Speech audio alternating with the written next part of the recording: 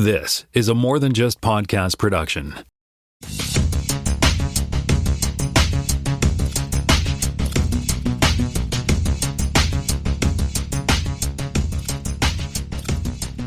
Welcome to Spockcast, Season 4, Episode 41. My name is Jonathan Kuline, and I'm in Mississauga, Ontario, Canada. And joining me, as always, from Seattle, Washington, is Jaime Lopez Jr. How's it going? It's going well. Our regular host, Tim, is away this week. So Jaime are gonna make a go of it and see what we can do. Worth noting that in the absence of Tim, we had a perfect episode last week. No fact check, so I think we're off to a good start. And so why don't we jump into the headlines? Yeah, there's lots of movie-related stuff this week, it looks like. And we're going to start it right off with a Hot Wheels live-action movie based on the toy property coming out of Warner Brothers and J.J. Abrams in collaboration. So not a lot of details here, and I just assume it's going to have a lot to do with, they can't do family, so maybe friends, I guess, as it's all about friends kind of thing. Well, I was thinking about this when you posted this link, that the Hot Wheels movie, well, one, it seems like where has this been all my life? Like, frankly, this seems like a no-brainer. But also, considering the Fast and Furious movies have sort of evolved into something that is like totally un-car related now, I guess there was a gap in the marketplace. Yeah, now that they've, gone into space and done military stuff and all sorts of wild, superhero-ish kind of things, it's like, hey, what if we took it back to street racing? Might be an option here. All right. Does there have to be loop-de-loops? Does there have to be like crazy, stunt tracks to make this worthwhile? Oh, man, I feel like you have given ideas, and I can almost see the trailer in my head. That's like the tail end of the trailer, right? That they're going to go through the loop-de-loop. Oh, man. If there's not a car going through a ring of fire or a loop-de-loop, I really feel like it's a missed opportunity. And, of course, it's JJ, so we know there's going to be a lot of lens flare one way or the other. Oh, yeah, for sure. Maybe while they come out of the loop-de-loop, there's a lens flare, because they're going to be up in the sky near the sun. Yeah. Nice. I'll be curious to see how they come at this one. I don't know that I'm going to rush out and see a Hot Wheels movie, but I could be convinced by a trailer. Yeah, I mean, it will be kind of interesting to see how much it leans into. It's not like as if they're, as far as I'm aware, I don't think there's any lore behind the Hot Wheels franchise, right? So it feels like it's fairly adaptable to, little kids will enjoy, like, oh, they can go buy the toys at Walmart and enjoy them without necessarily knowing that there's a movie. And then if you're like us, who clearly know and love the brand from growing up, we're like, oh, there's a Hot Wheels movie, and it's kind of a green open field other than cars involved. Yeah. I think the most important thing is not to cast Vin Diesel. Yeah, brand confusion definitely comes into play there. Yeah, that's right. So as you said, I mean, there's a lot of stuff this week. I guess the CinemaCon conference was out in California this week, so it's all kinds of movie stuff. I've got a few things here. So the first one is that Sony, who we've talked about, and their, what are they calling it? The Sony Pictures Universe of Marvel Characters has decided on their next project. And it could not have been more out of left field, in my opinion. So they have announced they're going to do a movie based on El Muerto, who is a Latino hero that has appeared in the last few years in Spider-Man. As you can imagine, he's a luchador. Okay, so Bad Bunny has been cast. This is where I'll start to show my age. I did not, before this article, I heard the name, but I did not. I couldn't have picked Bad Bunny out of a lineup until I saw this piece from EW. But yeah, apparently he's going to play this. It's going to be good because obviously, we're talking about a, Latinx lead character led Marvel movie. That's a plus. But this is, well, first of all, Stretch is a Marvel movie, but it's a strange pull. Like, this is a super powered wrestler whose mask gives him his powers. I'm familiar with the character. I've read the books that he's appeared in. I would not in 1,000 years have picked him as the next logical thing to turn into a Marvel movie. Were you familiar with any of this going in, and what are your feelings about this this announced project? No, I was completely unfamiliar with the character, and when I looked at the character design in, it looks like it's the same one I saw before, because I tried looking up their character on Marvel.com. It's not really the most filled out biography.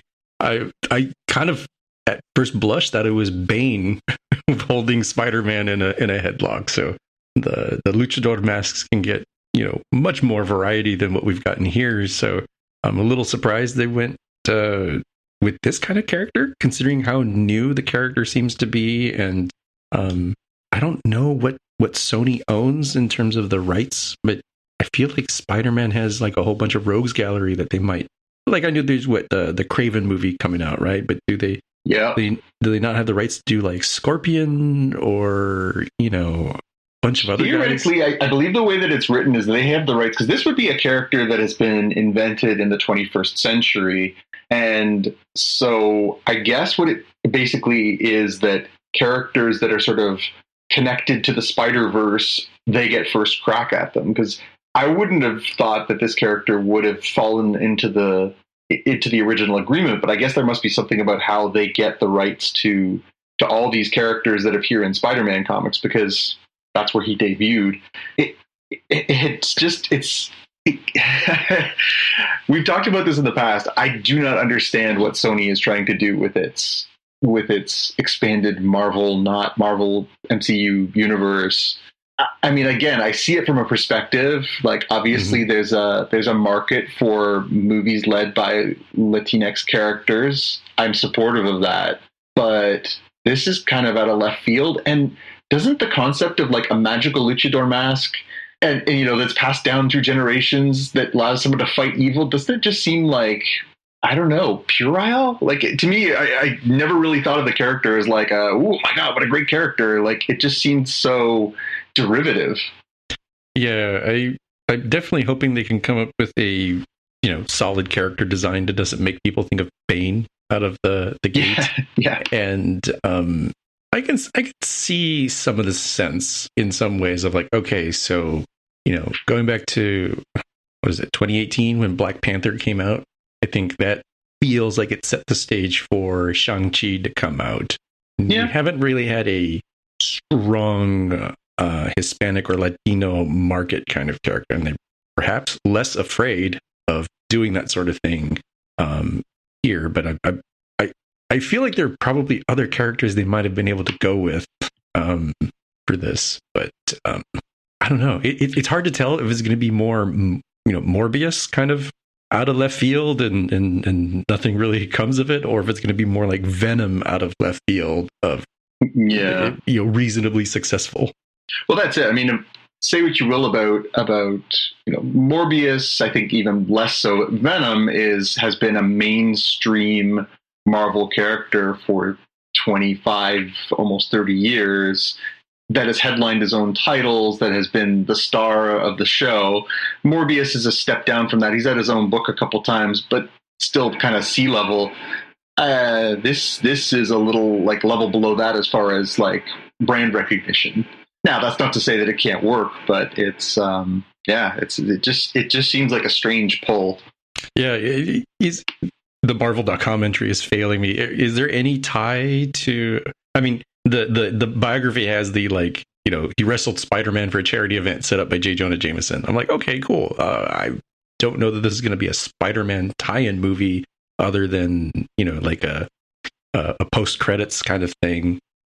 So is there some tie-in to other characters like Venom or Morbius or other things I'm forgetting that Sony has announced? Like, as they're trying to cobble together their own cinematic sub-universe? Yeah, I don't think so. To me, what it says is like we're kind of just throwing stuff against the wall. And again, I'm supportive of the fact that if they're looking at doing this and just having a Latinx lead character-led movie, like that's a plus. Absolutely, I support that. But it just seems like if you've got the well of 60 years of Spider-Man created characters to pull from, that would not have been the first thing I would have bet money on. Yeah. I kind of wonder what's going on with the rights and the relationship with Marvel and stuff. So maybe they're playing the cards they've been dealt. Yeah.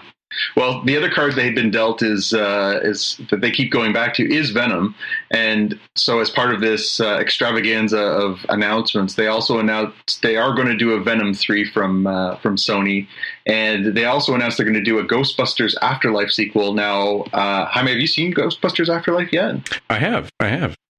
Yeah, so that one, obviously, the way that it ends kind of telegraphs that there's a logical place for them to go next. And I think given the sort of fan love mixed with the sort of box office success that it had, it made, $200 million, which, yeah, I mean, in a Marvel Cinematic Universe scale is not very good, but, for what it is, I think it did pretty well. So it makes sense that they would do that. The original Venom made 856 million globally, which is, I can't even believe when I look at that number. And then even Venom Let There Be Carnage made 502 million globally. When you consider the pandemic, that's pretty astonishing. Yeah. I have not seen it yet. It didn't look great, but I'm going to give it a watch. It was definitely I'll wait till it comes to a streaming service movie for me, but yeah.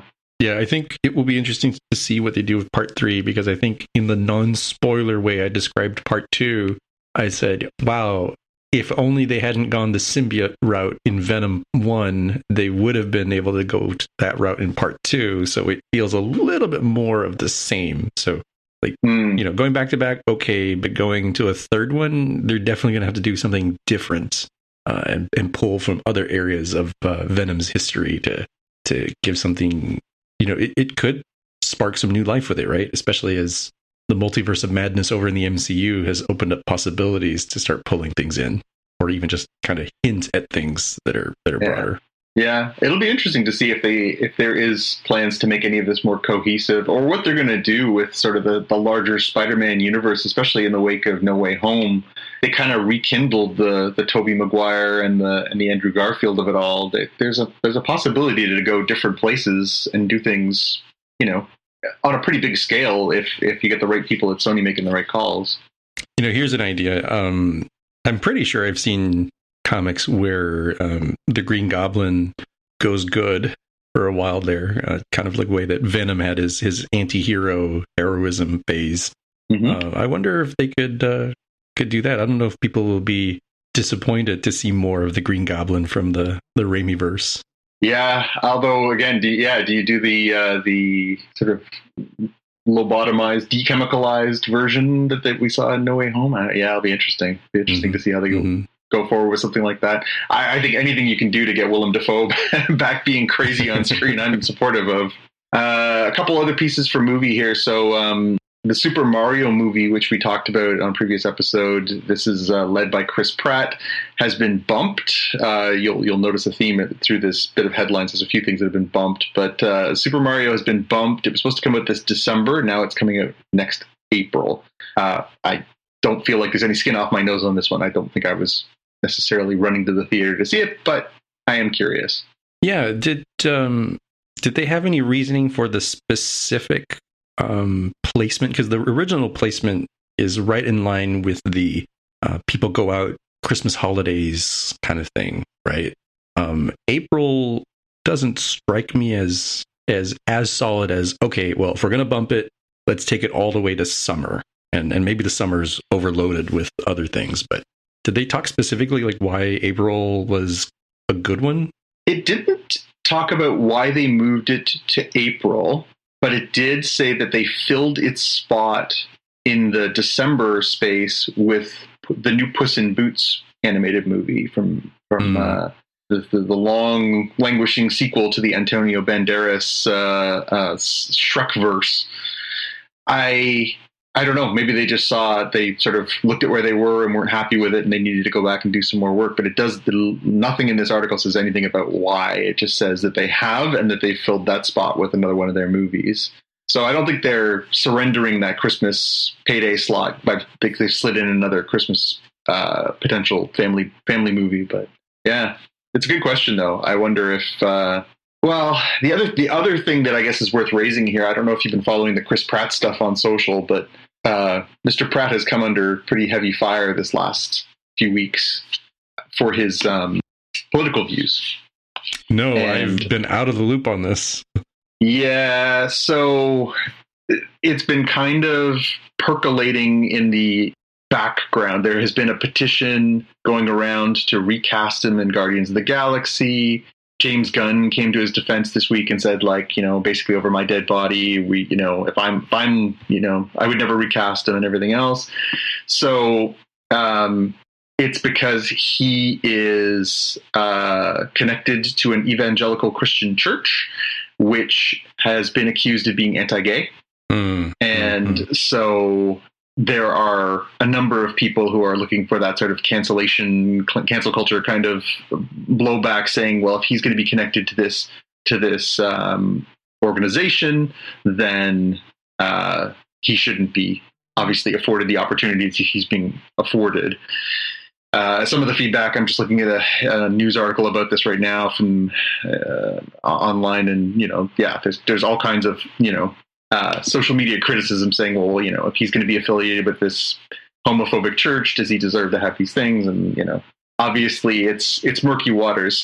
He himself has, as far as I know, not come out and made any direct statements that are derogatory to the LGBTQ2S plus community, but this is one of those guilt by association kind of deals that I think the woke public is kind of, coming after in a lot of places. So it's, it's a tricky one for sure.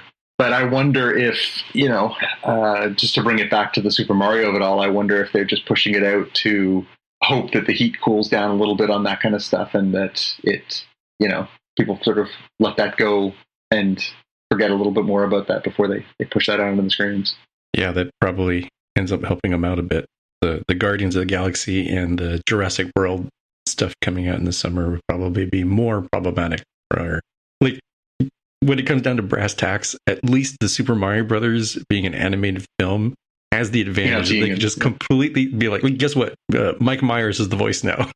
Right? That's true. It's true. You don't have to go to the drawing board. Shrek, right? Of like, okay, this isn't working out. Let's do another voice. And it's tough, but it's totally doable. You don't have to re-render anything. You're basically just full-time ADR for all of his stuff, right? So true. They're gonna have more problems putting in like Tig Notaro for him in Guardians of the Galaxy or Jurassic World, right? There you go. Yeah, they're just gonna sub in somebody else's face for the Jurassic World movies. That could get expensive. All right, what you got for us on the next one? This is well timed because this past weekend on the lovely HBO Max, I was the one at home washing his tights, watching The Batman, and nice. It is. It is. It's quite the epic at 5 minutes shy of 3 hours, and people liked it. I liked it. Yeah. No surprise, it's getting a sequel, which is you all hinted at it from the. It wasn't a post-credit scene. It was like near the end of the movie scene, I think. And it just kind of makes sense because like there's a lot of room to go from Batman Year 2 to additional stuff. So I'm looking forward to seeing more of this. Yeah.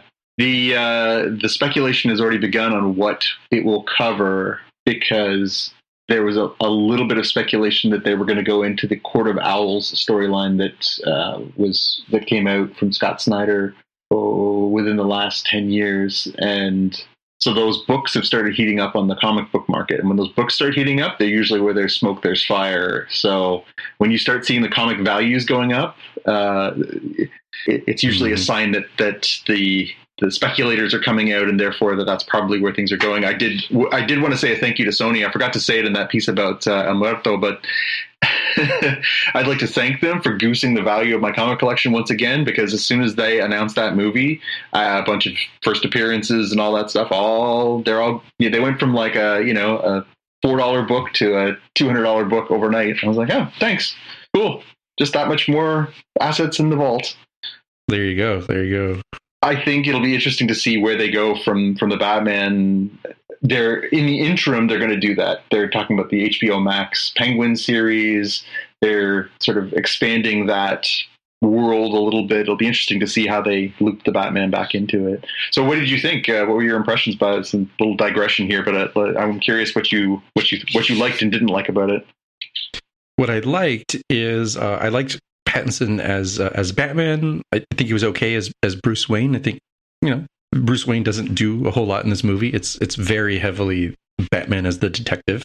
I think that was handled well. I think the tone felt pretty good and solid. I enjoyed the fact that it splits sort of a careful line of that it's on the surface pretty gritty in terms of feeling closer to a Christopher Nolan, Christian Bale, Batman Begins kind of feel, like superficially, but it has more aspects to it that feel like callbacks to the Adam West version of Batman, of like Batman is almost an arm of the government, right? Like the police let him in, but at the same time, there are some people who are like, yo, are we really letting the vigilante touch stuff? and so it's funny, that one scene where they start calling that out, right? Yeah. So it's why is he here? Why is this okay? Yeah, so it's not quite as one side or the other. It's got some nice stuff of like, without getting too spoilery, like Batman shows up at a club and he's like, yo, let me in because you know who I am. I'm the Batman. Right? He just sort of walks in. He doesn't break in. He just shows up at the front door, and that kind of felt more in line with the Adam West version than it does the Christian Bale version. I'm like, I kind of dig the line that they're straddling here with this. Yeah, but it wasn't in any way. It can't be in the Adam West way. It was just, he seemed like he was part of the fiber of the city that everyone knew and either respected or grudgingly respected. Even the crime world was like, this guy needs to be taken seriously, right? Yeah. And in terms of things I didn't like, this suffers, in my opinion, from the Lord of the Rings Return of the King problem of, I was like, all right, this thing's wrapped up. I'm like, no, wait a minute. How much time is an hour and a half left? What? Like there was a story beat. I was like, all right, I feel like this is where it's wrapping up, and then it's not. And then I'm like, okay, take a bathroom break, come back. And then I'm like watching the movie, enjoying it. Okay, here is where it's going to end. And I'm like, wait a minute, there's still like 40 minutes left. Where's the story going? And it's kind of like Return of the King, where there's several different, you feel like the movie's going to end. And if you don't know it, with Lord of the Rings case, if you don't know the books, it's like, yo, sit down.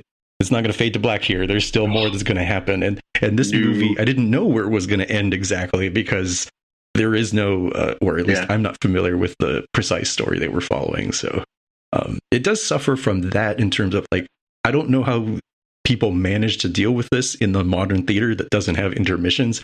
At home on HBO Max, I just pause, I go to the bathroom, I get something to drink, get some popcorn, and I'm totally fine, right? Yeah, no, and it's funny because we did see it in the theater, Tim and I found myself thinking that it was clearly a successful movie in that I did not find myself, like, my mind wasn't wandering for 3 hours. I wasn't like, oh my God, are we there? Like, it really was kind of keeping me engaged. And for a movie that kind of does have peaks and valleys, like it's not just go, go, go, action, action, action, like so many sort of these comic book adaptations can be. It was a kind of a slow burn, and there was, digressions and subplots, but it was pretty engaging. I still think you probably could have easily cut 45 minutes out of that movie and it would have been just as good, but I don't begrudge it, the digressions. Yeah, I agree with that. And it's kind of the same thing with like Return of the King, that has like, it's not the story length, it's just the way the beats were presented, that it mimics of like, oh, this is the ending of the movie, right? And this one also has that as well. Like the way they present the story beats mimic the ending of a movie. And so that's kind of more nitpicking than anything else. It doesn't hurt your enjoyment of the movie. It is definitely an enjoyable movie all the way through. So yeah. Well, speaking of more movies, we got a name for Avatar 2 finally after all these years. It's been this one kind of caught me, and I knew it was a while, but it's been 12 years since the first Avatar movie. 12 years. That's crazy. But they're finally putting a name to Avatar 2. It's going to be called Avatar: The Way of Water. And they also revealed that the first trailer will be seen in theaters with the release of Doctor Strange in the Multiverse of Madness on Friday, May 6th. So not only are we getting a name, but we're finally going to have a first look at the new Avatar movie all these years later. Where does Avatar rate for you? I don't know if we ever talked about Avatar. Are you a fan? Did you enjoy it? Are you excited for more? There's two minds I have of this movie, in that when I saw the movie in theaters in 3D as the director intended, it was brilliant. 12 years, 2010 sounds about right. It was just brilliant as an experience, and is, plot wise like a B plus. Oh my gosh, I see. Dances with Wolves kind of plot, right? Yeah, well, yeah. But the Dances with Smurfs. Dances with Smurfs, yeah.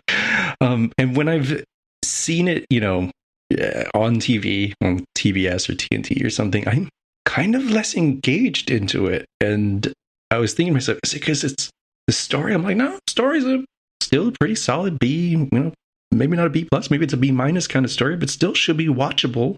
And I think it just suffers so much from being on my TV versus being a huge theater, booming sound system, and 3D glasses. And so I kind of wonder where this one's gonna go. There's like an Avatar themed area of some theme park. Right? Who owns this? It's Disney, right? Disney now owns it as part of the acquisition from Fox, I believe. Oh, so they probably have it at the Animal Kingdom then, I would guess, over at the Disney World. Yeah, I know that there's one. I think I want to say it was like the Chinese version of Disney that had it. Mm-hmm. I mean, there's definitely a bunch of different ways they could go with this. I will say that. Oh, no, you know what? You're right. It's the Animal Kingdom theme park. See, you're way smarter than me. I mean, it makes sense because it's all about like nature, and there's like a big tree in this movie. There's a big tree in the Animal, or it was many years ago when I went to Animal Kingdom. So I wasn't sure which Disney park would have it, but Animal Kingdom kind of made sense as one, just going from the what I'm familiar with in the American parks. I will say the name here, like Avatar: The Way of Water, feels like I want to be snarky and say, so is the sequel going to be The Way of Earth, and then that sequel is The Way of Fire? And if folks don't get it, it's like, well, remember how the last Airbender movie came out, the live action one, and it couldn't have Avatar: The Last Airbender because this movie existed? It just feels like this name is like a meme in some way. I don't understand really how they decided on this name, and maybe the movie will make sense when we get into it, but just it's like a weird coincidence so far. Yeah, it's funny you mentioned the 3D aspect of it. I agree. We went and saw it in the theater. It was hands down the best 3D movie I've ever seen. As you'd expect, James Cameron is a visionary. He does incredible things. He really loves to push the envelope on the technical side. And I've never felt so immersed in a 3D movie. Mm-hmm. It loses something at home, although the bummer for me was that I did have a 3D TV at home for a while in the previous decade. And I did buy Avatar in 3D, and I had a Samsung TV with sort of the active lenses, not the passive ones. And so even in 3D at home, it was not the same experience, but it was still pretty good. But that TV has since died, and 3D technology has pretty much gone the way of the dodo. So there's no way to recreate that experience. And I feel like that's sort of one of those ones where I guess that's the enticement. They want you to go to the theater and experience it in 3D. I would expect 3D will make a roaring comeback this year with this kind of stuff. Mm. But yeah, it's one of those ones where it kind of diminishes the experience in retrospect, because you can never sort of recapture that feeling again, because you really, when you're watching it on a flat screen, you really are losing some of the wonder that you experienced.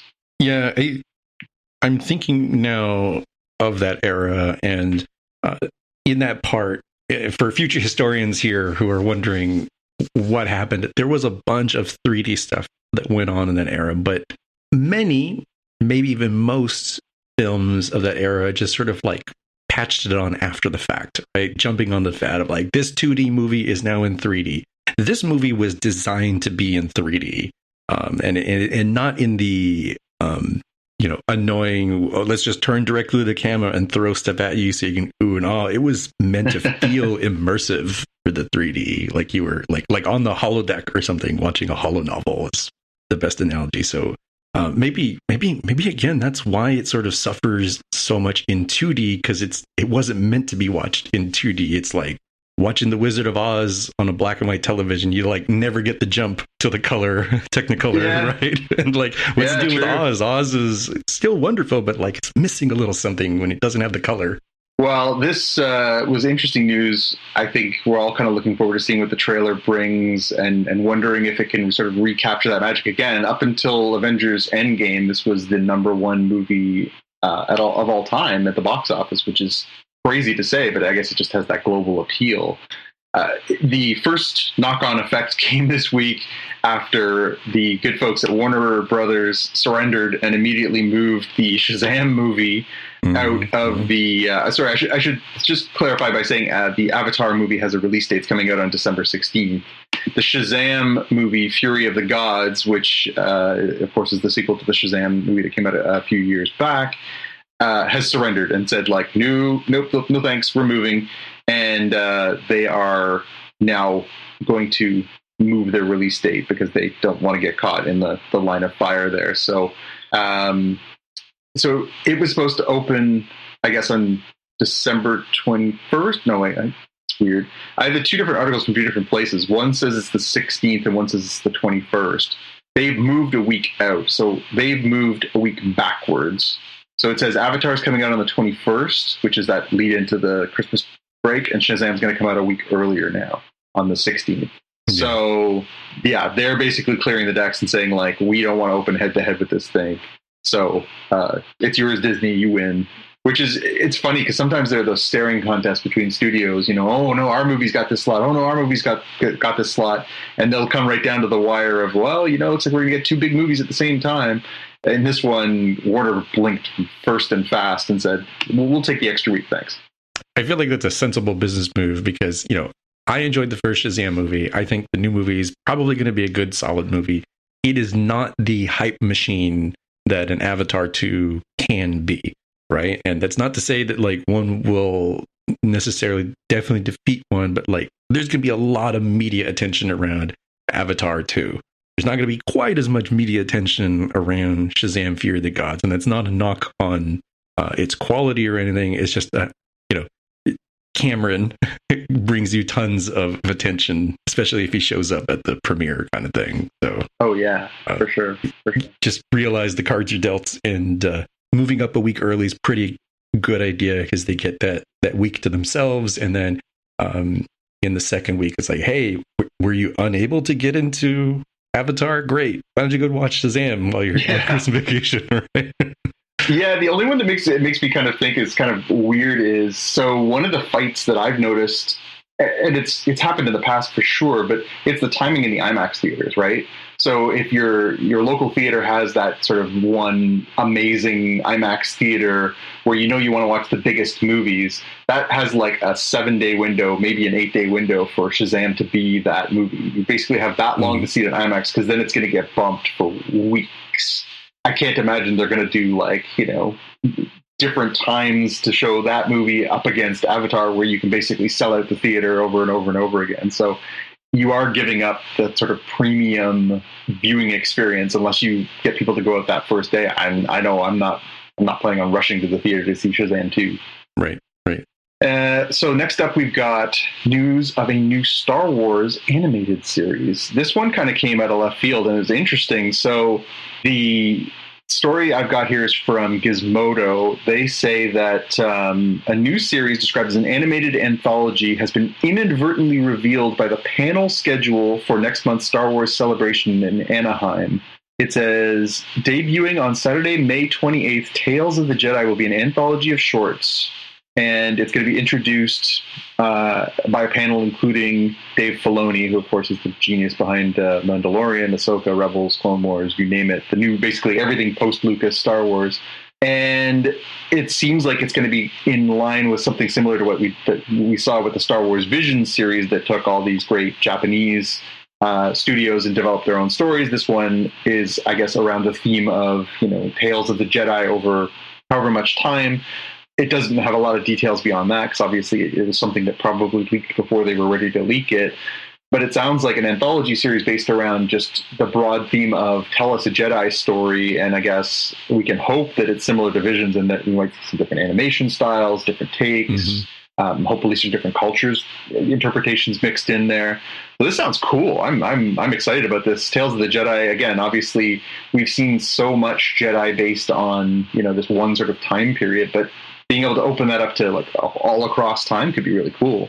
Yeah, I like the anthology kind of way with some of this stuff where, particularly with animation, you're so free to do these completely different sort of genres in the same series, where I assume one could be a film noir, one could be very bubblegum pop kind of one, another one can be, a much more, heroic, dramatic one. And there's just a lot of options, right? It just, the Star Wars, mythos that's been built up is just so rich with, take these various bits of iconography and reassemble them into something that will just feel sort of classic. The same way that, you can have dramatic, serious, Broadway plays kind of thing around Greek mythology. And then you can also have Disney's Hercules, and it's just as enjoyable, very different sort of takes on what's largely the same material.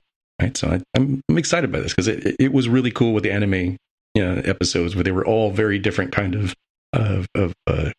shows, and having the anthology collection is a nice way to bundle it all together.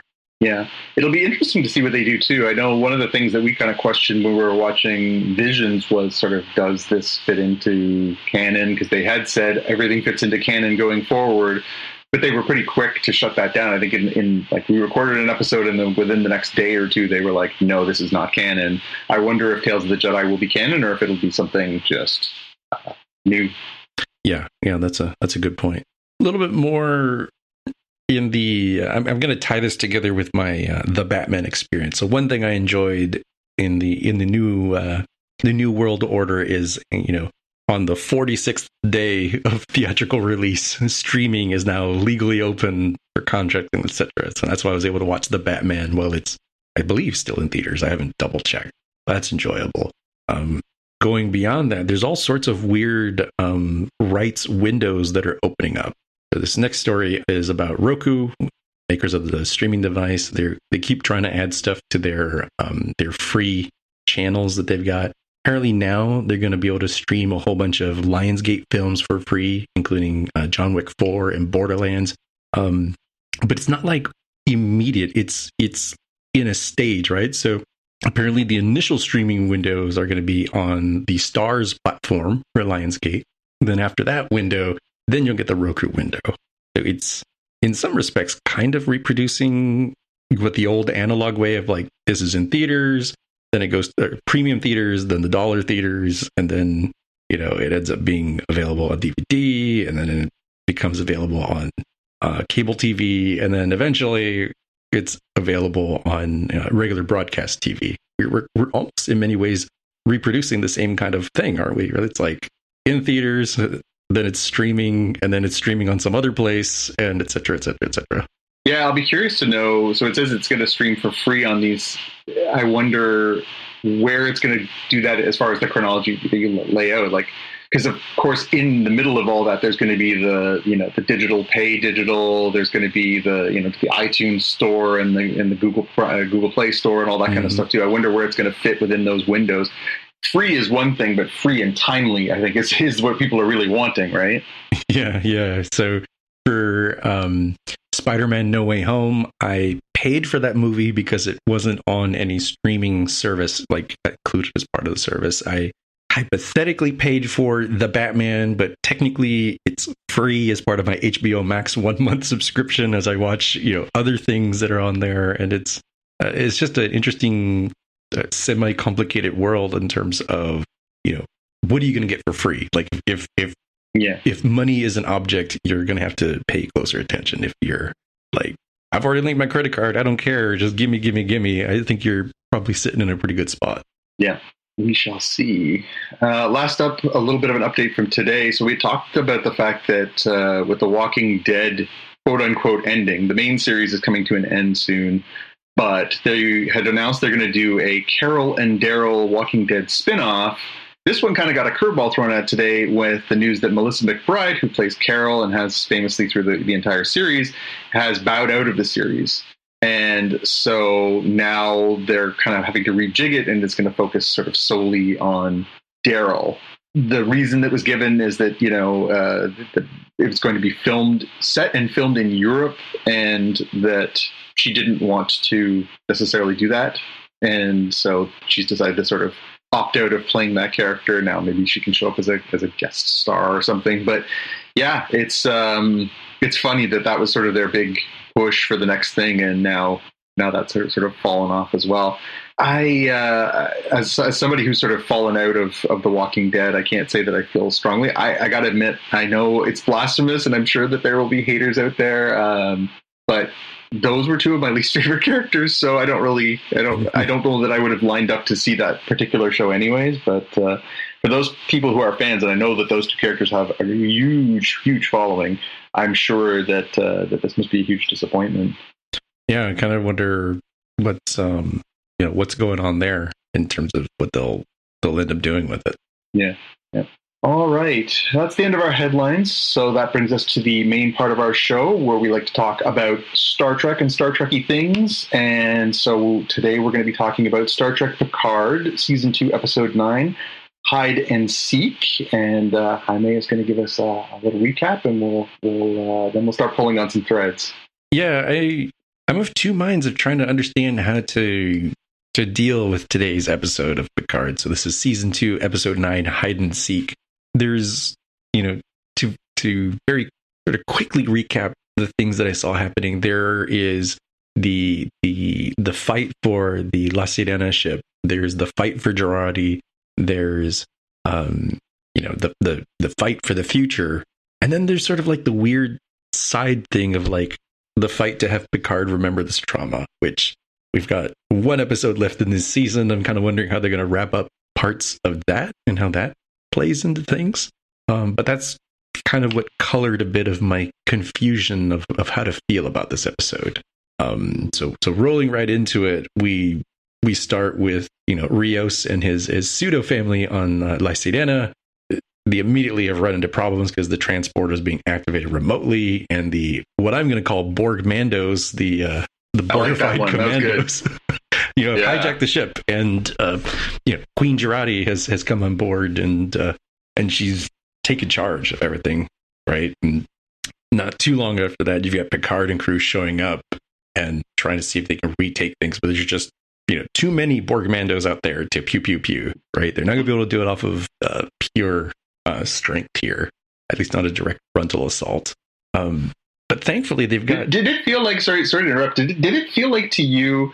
So we saw the Borg Mandos getting ready at the end of the last episode, and it looked like there was, for the sake of argument, 12 to 15 people standing around in combat uniforms, and then the Girardi / Borg Queen was infecting them so that they would be the Borg Mandos. Mm-hmm. But then it feels like it. Somehow between episode 8 and episode 9, it turned into a George Lucas special where all of a sudden there was like 300 of these guys teleporting in. Yeah, I don't know if that's because they, off screen in between episodes continued to Borgify people in like an assembly line of like, all right, next. Kind of thing. Yeah. Or looks like Gary's glowing green now, and his eyeballs are turning colors. Next, like sure. Hey, you got friends, right? Yeah, are they as good as you? No, but they know how to shoot guns, right? Yeah, call them up, tell them to get over here.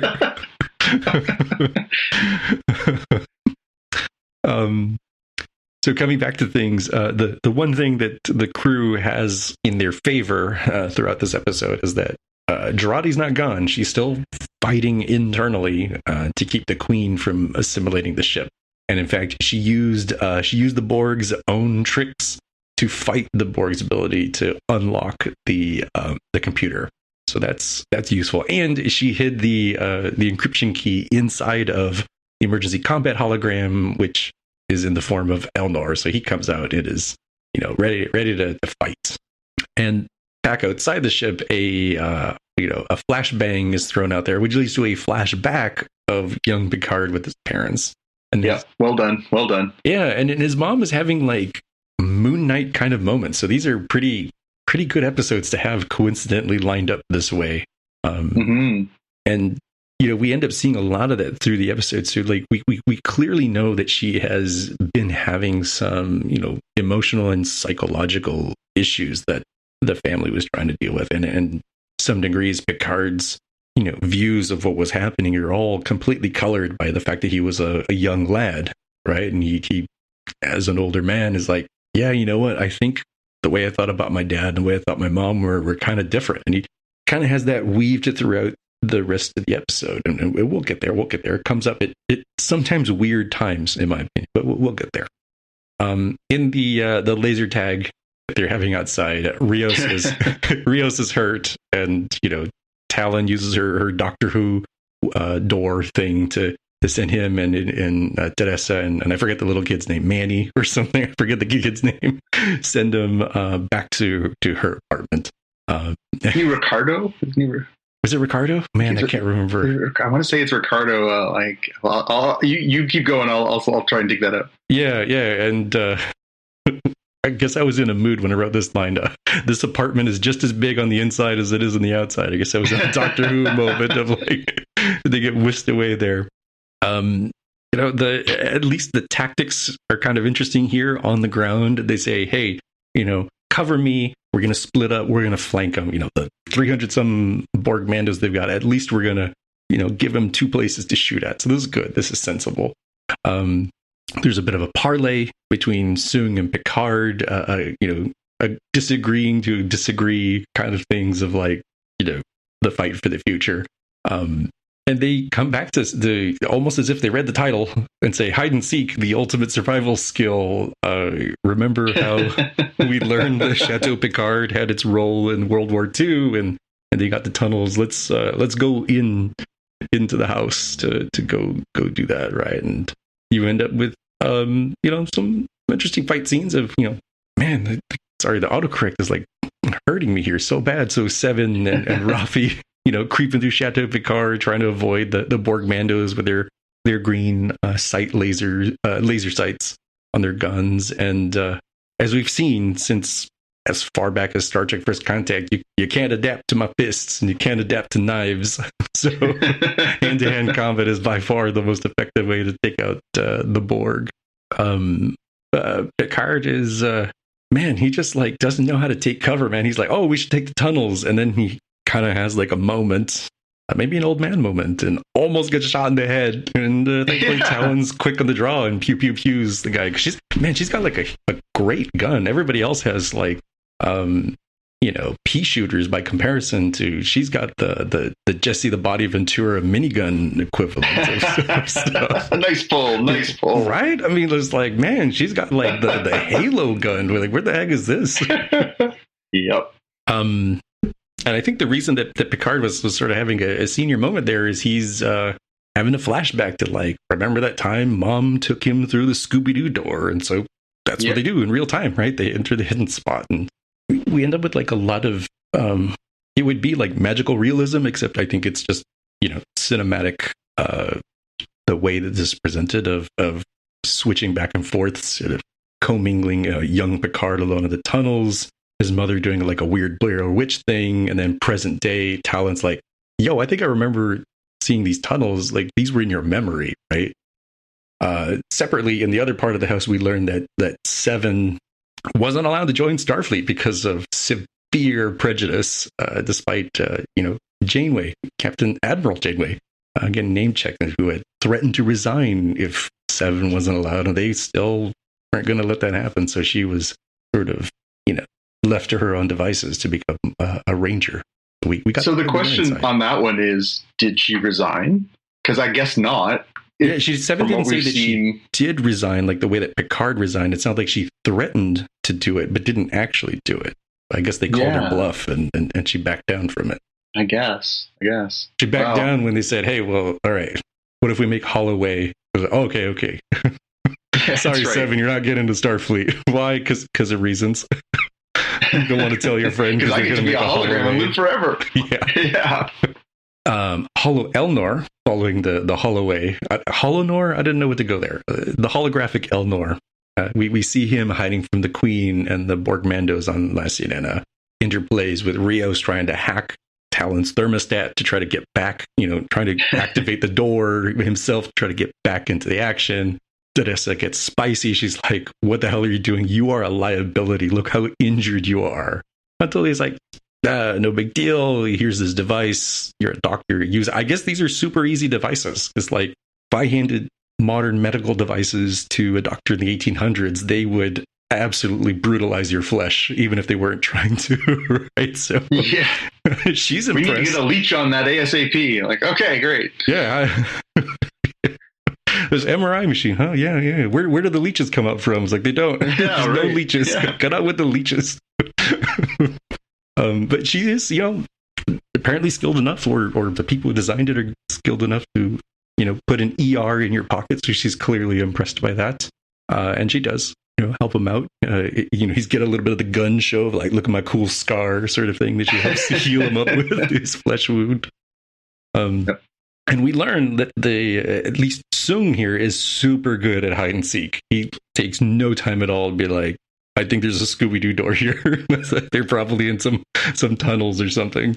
We flash back to Mom Picard, in the tunnel, talking like in a very weird nihilistic sort of way that would be pretty problematic for a young lad. Picard realizes in the present day that they've been found. And man, like, remember, this used to be the Chateau Picard secret tunnels for the Resistance. They hit everything when the Nazis came, and those old guns, man, they made them simple, but they work. Even like, what they're in 2020, they're like 60, 70 years later. He just pulls a gun out of their little cache there, and it's not quite a pew pew pew. He boom boom boom somebody's, right. Pretty impressive there. Going back, it's pretty impressive to see. At this point, it was 2024. That would have been there since, the 1940s. Pretty impressive, cool, dry place to keep that gun from misfiring in that situation.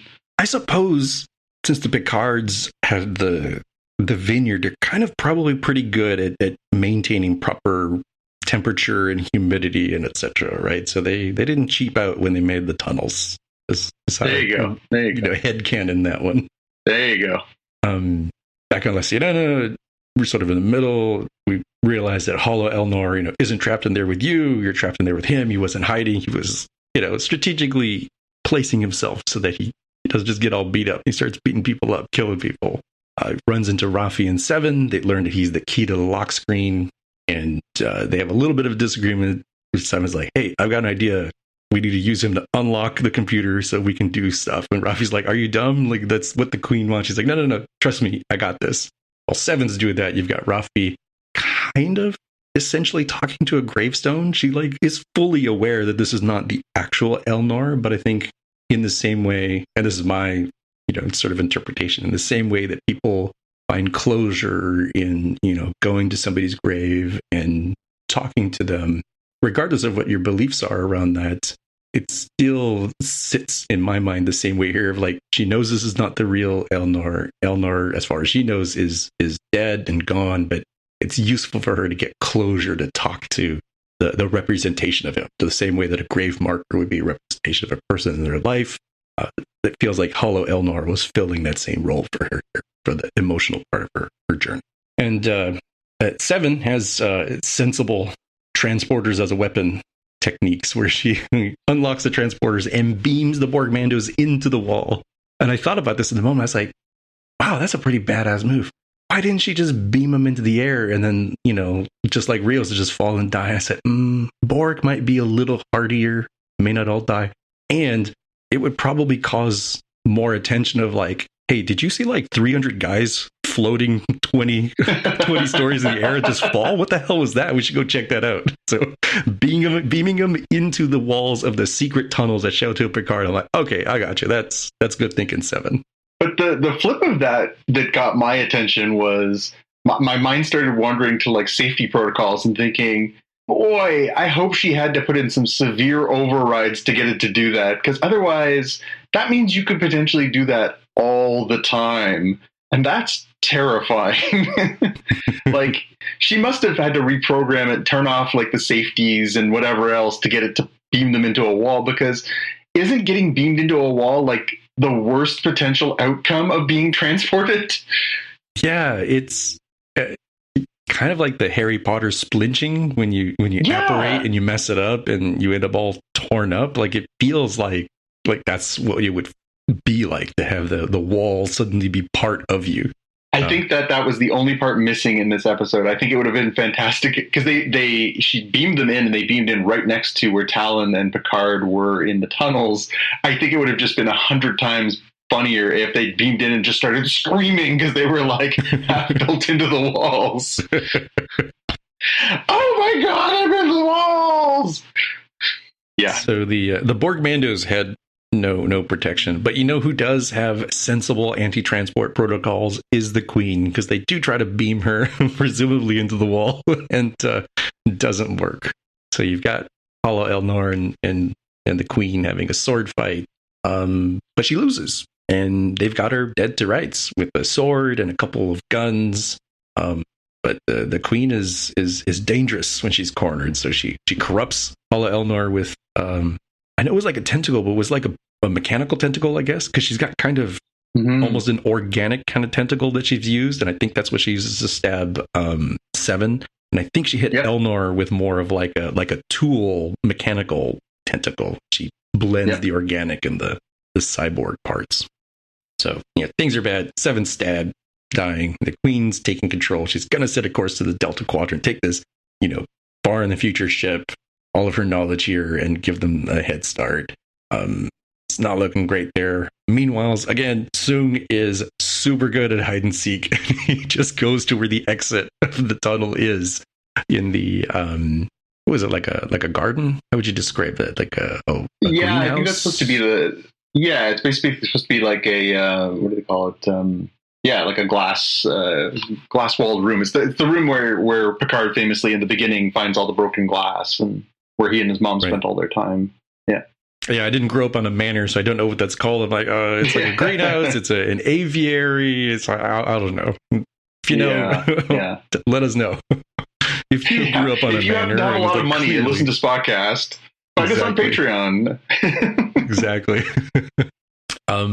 Back on the ship, the Queen can't stab. She can't finish things off because Jurati is using the sadness that you feel. So coming back to the things we've seen around what happens with human emotions and the biological chemicals that are released and what that means for assimilation and who has control. In this case, Jurati ends up regaining some control. And she has a bit of a dialogue with the Queen. It's like, look, history of the Borg, look at all these different timelines. It never ends well because of the way that you guys run things, the way you keep trying to assimilate, and eventually people figure a way out to make you not an issue and destroy you, if not completely and concretely, but destroy you as a looming threat to them. Right. So she's got the what I delightfully called the Build Borg Better plan, which is like, we just do it a little differently and be a little low key on the like, we're gonna assimilate you all kind of things, and then people won't have a reason to create a Borg Slayer that destroys us, right? There's no HEB, there's no Q virus, there's no whatever the heck they did in the Confederation timeline. Like, there is no, we have to engineer some cool way to deal with you. You're just kind of the weirdos over in the Delta Quadrant. Do your own thing. She's got ideas there. Back in the aviary greenhouse, whatever it is, Soong's gonna have his goons shoot Picard, but Rios has saved the day here by using Talon's Doctor Who door to show up just in time to shoot the Borg Mandos. He has a loot drop that will be important later with the person who vaporized, but thankfully he dropped an important key that they need. Remembering that Seven back on the ship was was stabbed and dying. And remember, in this timeline, she has been deborgified, right? Because in the Confederation timeline, she never was assimilated as a child by the Borg. Well, there's the opportunity here to save her where, Rafi can't read the room. She's like, you're going to kill her. It's like, bro, she is dying already. Like, why don't you just let whatever the Borg... Did you not see the tentacle go through her stomach and, like, pierce her straight through? Yeah, it was like, whatever the Borg Queen is going to do here, I think death is not the plan. Like, we want to just see what happens. And the Queen is reborgifying Seven to save her, right? So she's back to the Seven that we're used to seeing and saved at the expense of, losing whatever freedom she might have thought she had from cleansing her past, or even just the slightly less freedom of not being fully human as she is somebody with these Borg scars. Yep.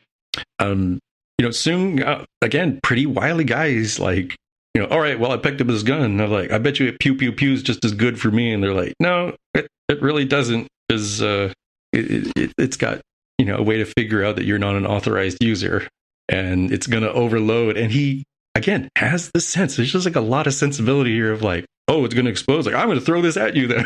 Right? I'm not going to let it explode in my face like an idiot, like people might do in other shows. No, in this show, he's like, I'm going to throw this in your face so it explodes and I can just run away. Right. So, kudos to him for doing that.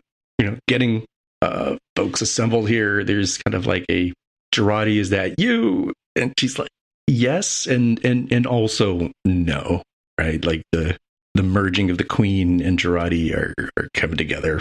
The aforementioned loot drop key is the key to everything. This brings up the last bit of the memory that Picard was having, that unfortunately he saw that his mom had hung herself. He regrets unlocking her door because the dad, when she was having an episode, had locked her away, and she kept begging the boy to let him out. And he did after his dad had fallen asleep. And unfortunately, that gave her the opportunity to take her own life. And it seems like in his grief, a young Picard was the one who broke the glass going in and throwing it was like a brick or a rock or something. I forget what it was. Yep. Yeah, I think it looked like a piece of brick. Yeah. Yeah.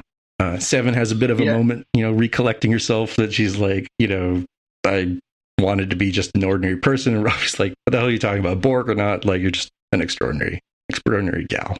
Sorry, you were going to say on the Picard glass?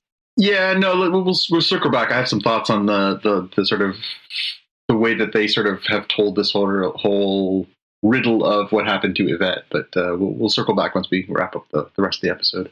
Yeah. Finishing things off, there's the saying from Queen Girardi that there must be two Renees to solve this problem that you're encountering. One Renee Picard who lives and another who dies. And she takes La Sirena. Picard and crew sort of regroup around what they just learned there, and the ship warps out. Peace out. They're gone. So that's the end of the episode. Semi-snarky, but also kind of in a fun way. We were talking certainly earlier this season when the Queen started taking over Girardi, that like, isn't it kind of weird that every season there's a Girardi's being taken over by an alien force kind of thing? And it feels like this sort of just like cut out the middleman of like, there is no more alien forces they could take over. There's just this permanently installed. There's no rental here. They've purchased this headspace for Girardi. Kind of an interesting place to take her character. Yeah, and it makes more sense. Again, I think if they had done it and sort of found a way to cheat code her back out of it again, I think it would have been a disappointing. You're right; it would have been too bang on after the first season. The fact that this became a permanent thing, I think it is at least somewhat more satisfying conclusion. Although obviously, it's hard to say. I mean, Girardi doesn't seem sad about it. She doesn't seem like, oh no, I'm going to have to spend the rest of my life as the Borg Queen. She seems sort of at peace with it, which I think is also a nice advancement of the character, who was very, mentally fragile at times, and really sort of struggled with her self-confidence and just who she is. I think coming to that level of peace, I think was very good for the character. Yeah, and do you remember the line in don't know which episode it was this season where the Borg Queen is just really, verbally punishing Jurati. She's like, hey, guess what? In all timelines, you're the loser who ends up alone. And in this case, she kind of will never be alone again, right? That was kind of like the Borg Queen's thing, that she kept wanting to not be alone either. And she's like listening to the radio so that she feels like she hears all those voices and she's not alone. And I think that's how these two came together, right? Like thematically, it's like the Borg Queen doesn't want to be alone. Jurati is apparently doomed in all timelines to be alone. But what if they could both be happy and not be alone together? Yeah. Okay, so one quick nitpick. The end of the episode, we see La Serena picks up out of the ground and like slowly lifts over the winery, the estate, the Picard estate, and then slowly rambles up into sky and then disappears. And I just kept thinking, we've established it has a cloaking device. What the hell is going on here? We're still in 21st century Earth here. Like, come on, turn on the cloaking device. Yeah, I don't know. I guess it was so you don't end up with the Wonder Woman and her invisible jet problem for like the viewers at home, even though in universe that probably would have made the most sense to not have people see fire in the sky moment kind of happen.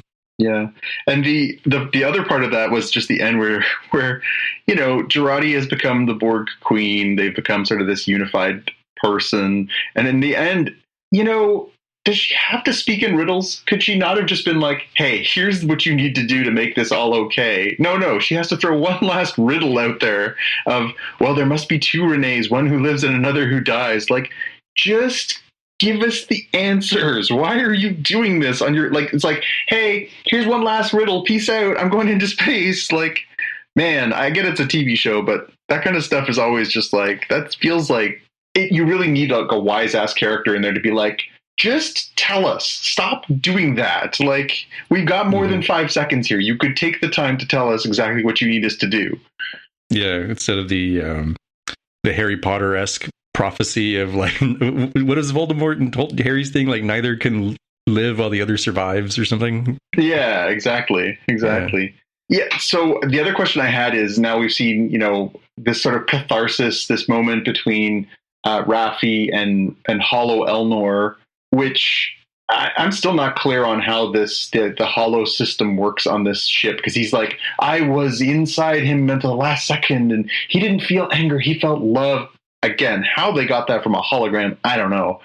But do you think, as we sort of speculate, we've got one last episode to go in season 2, do you think that Elnor is revived through whatever it is they do, or is Elnor really gone? That's a good question. I think I'm less sure than I was at like episode 2 or 3 or wherever it was that he died. I'm less sure than there was then of like, oh, it's like 95% sure he comes back, because it's kind of the point of fixing the timeline of like make everything go back to the way it was sort of thing. I think I'm still pretty sure, just less sure. Where I was 95% before, I'm like 60% sure that he's coming back. Unless they want to continue to have Raffi pretty traumatized with this going forward. I do kind of wonder what's going to happen in this final episode, because there's kind of a very real potential to have a hold my beer moment to end out the season, unless they're leaning very hard into the only some of the plot lines are wrapped up, because the final season 3 will fully resolve everything. Because I'm a little lost on how they're going to resolve the Q plot line, and resolve a number of things, like Sung is running out there knowing more than he should about the future. Corey's out there. There's just a lot to deal with that I'm not clear how they resolve it all sufficiently in what I assume is going to be a full hour episode next week, even if it was an hour and a half. Yeah, and we still have there's still the sort of unresolved Talon, is she actually Laris? Love story. Picard has had this sort of, I'd had this suppressed memory of letting my mom out and her dying, that he's sort of reached this sort of awareness. Although, again, to me, it felt really don't know, telegraphed. It was not like, I wasn't like, oh my God, she hung her. Like, that made sense. But yeah, you're right. Like, we didn't get Q at all in this episode. There still hasn't really been a Q Picard, like kind of what we wanted, I think, from this series was those two actors who have that great rapport going back and forth with each other. That we really haven't gotten much of that so far. And I think that's kind of my only sort of minor disappointment with the season so far, is just we had to wait for the 10th episode to get these two interacting. Yeah. And yeah, you're right. They have to like do the whole, Renee puzzle, resolve that. Are we going to see them go back into the future? Are we going to get the whole resolution to the Q storyline? Or at the end of this episode, are we going to get some weird twist where like the TNG crew shows up at the very end and we're like, oh my God, get ready for season 3. Yeah. That's a good question. I am kind of wondering what ends up happening. Like, maybe it'll fully make sense thematically where they were going with the hidden trauma, repressed trauma, and the mother storyline. Because right now, I'm not seeing what it brings to the story. Like, maybe I'm missing something, but I'm like, if you completely excised all of the flashbacks and all of the mother stuff, how does that tie in? It's not as if we had like, oh, Picard has always had some weird repressed thing, and now we're totally finding out. Like, before, we sort of like assumed, oh, the reason he got into Starfleet is he wasn't like his brother who loved digging in dirt. He's like, I'm gonna go in the stars. All right, peace out. Yeah, I don't know where this storyline is going. Do you have a good sense of how this ties into the larger story? No, and it also occurred to me at several points in this, like, where's this brother supposed to be in all this? We established he has this older brother who was kind of, I got the impression from the TV series that he was kind of, older and maybe a little bit more sort of connected to the family legacy and all that kind of stuff too. The one who's trying to do right by the family and all that. Like, he's missing from this whole storyline. I'm like, wouldn't he be also in this mix, being like, don't let mom out of there? Like, I don't know. I found that kind of glaring in its omission. I guess it depends on how old his brother is supposed to be and how old Picard is supposed to be as a young lad. But, yeah, like, they are certainly of the right class of folks who flung children into like boarding school or military school. So maybe he's there. Fair, yeah. Yeah, I do have a tough time putting the pieces together. I think we talked about it last week. So we've resolved the sort of Borg of it all. We've resolved the sort of Seven storyline. We have to resolve the Rios part of it. It'll be interesting to see too. So it seems like we've kind of written Jurati out of this now, although possible that she pops up again in the last episode, but it feels like they kind of have finished up with her.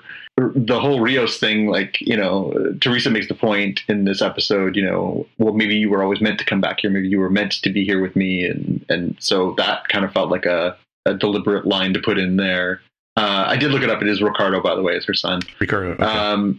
I wonder if we're going to leave him behind in all this too. And I wonder if, we go back to the future with just, Raffi and Seven sort of coming out of this. If Eleanor's dead, they're going to need a new crew by next season. There's going to be nobody left. The other part is, again, how do they get back to the future now? So that's the part that's kind of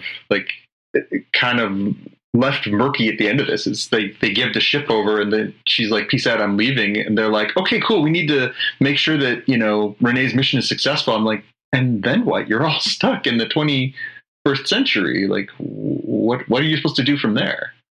It really depends on the mechanics of time in this season, where hypothetically, if they can ensure that the mission goes off properly, it just sort of like resolves itself, right?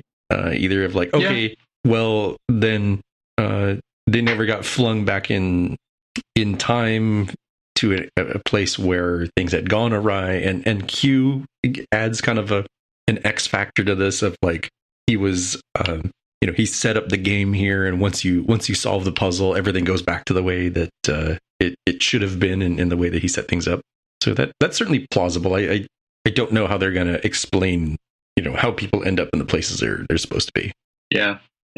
Well, I think you're right, though. I think we might be in for a Hold My Beer episode as I say, I'm really hoping that because they filmed these back to back, I know they filmed season 2 and 3 sort of all one fell swoop. I'm kind of hoping that they do a big setup for the next season, that it doesn't just end with them all going like, wow, good mission, everyone. Let's go back home. I hope that there is more of a, end of season 1 of Discovery where the Enterprise pops up. I hope that, maybe there's the crew came looking for Picard or some kind of weird twist that sort of leads us to a more cohesive flow into the next season.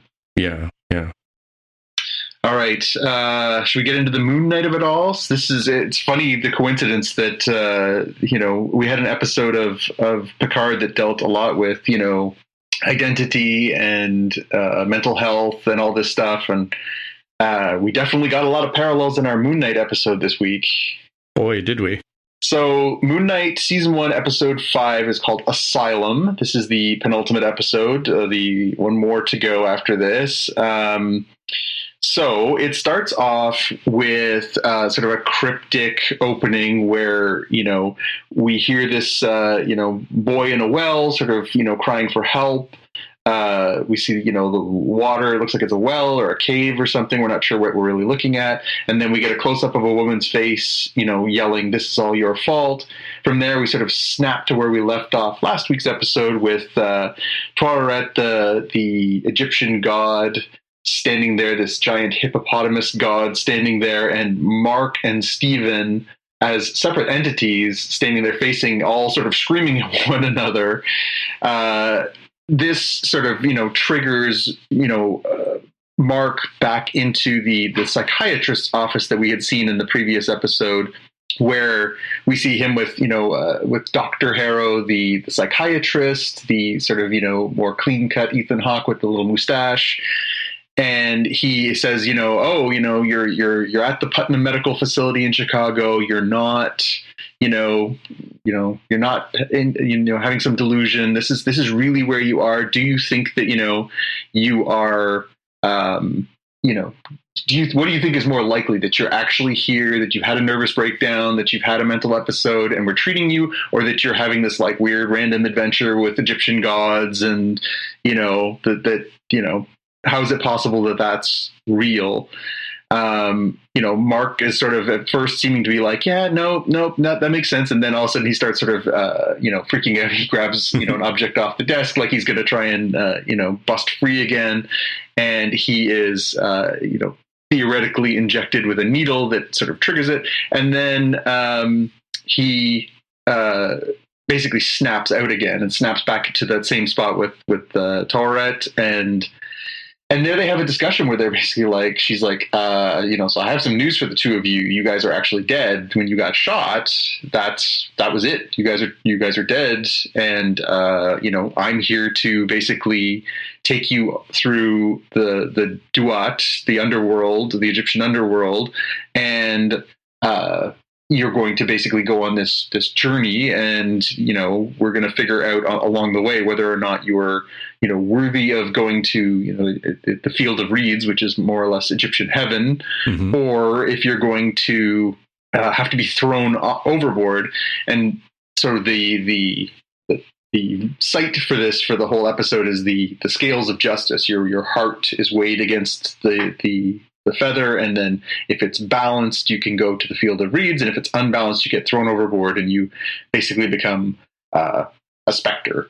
The weird part is that she takes out sort of small hearts from both of them as opposed to one heart from one of them, because of course they're sort of two parts of the duality of Moon Knight.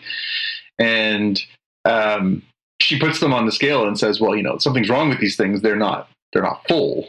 And so the episode basically becomes, an exploration inside of Mark and Steven's mind to figure out, why are things unbalanced? What's off about them? What is it that they need to sort of discover about themselves before they can move on to the next thing? Yeah. So she basically says, the boat is, a boat full of memories. You need to go and figure out open all the doors, figure out what the truth is. If you can't do that, I'm going to have to throw you overboard, and that's it for you both.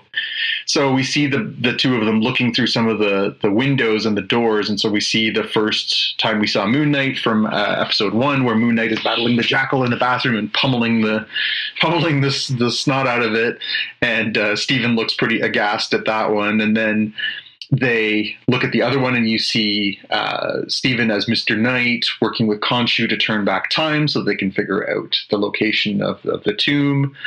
And then they pass by another one where we see one of them standing on a street, and Mark pretends to not know what it is. Steven doesn't know what it is. And we're sort of wondering, well, okay, is this the third personality? Is this, why do neither of them acknowledge that they understand what this is? It's at that point we hear a call for help, and they go down the hall, they go through a door, and they find themselves in a room filled with dead people. And Steven is like, what is this? This room is just filled with people who are sitting here dead. And Mark's like, well, this is kind of my checklist. This is kind of all my doing. And Steven's like, oh my God, really, dude? We're in a room with like 45 people.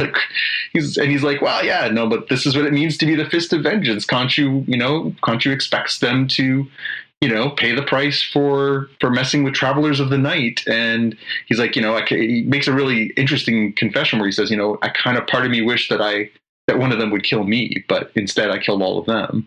Mm-hmm, mm-hmm.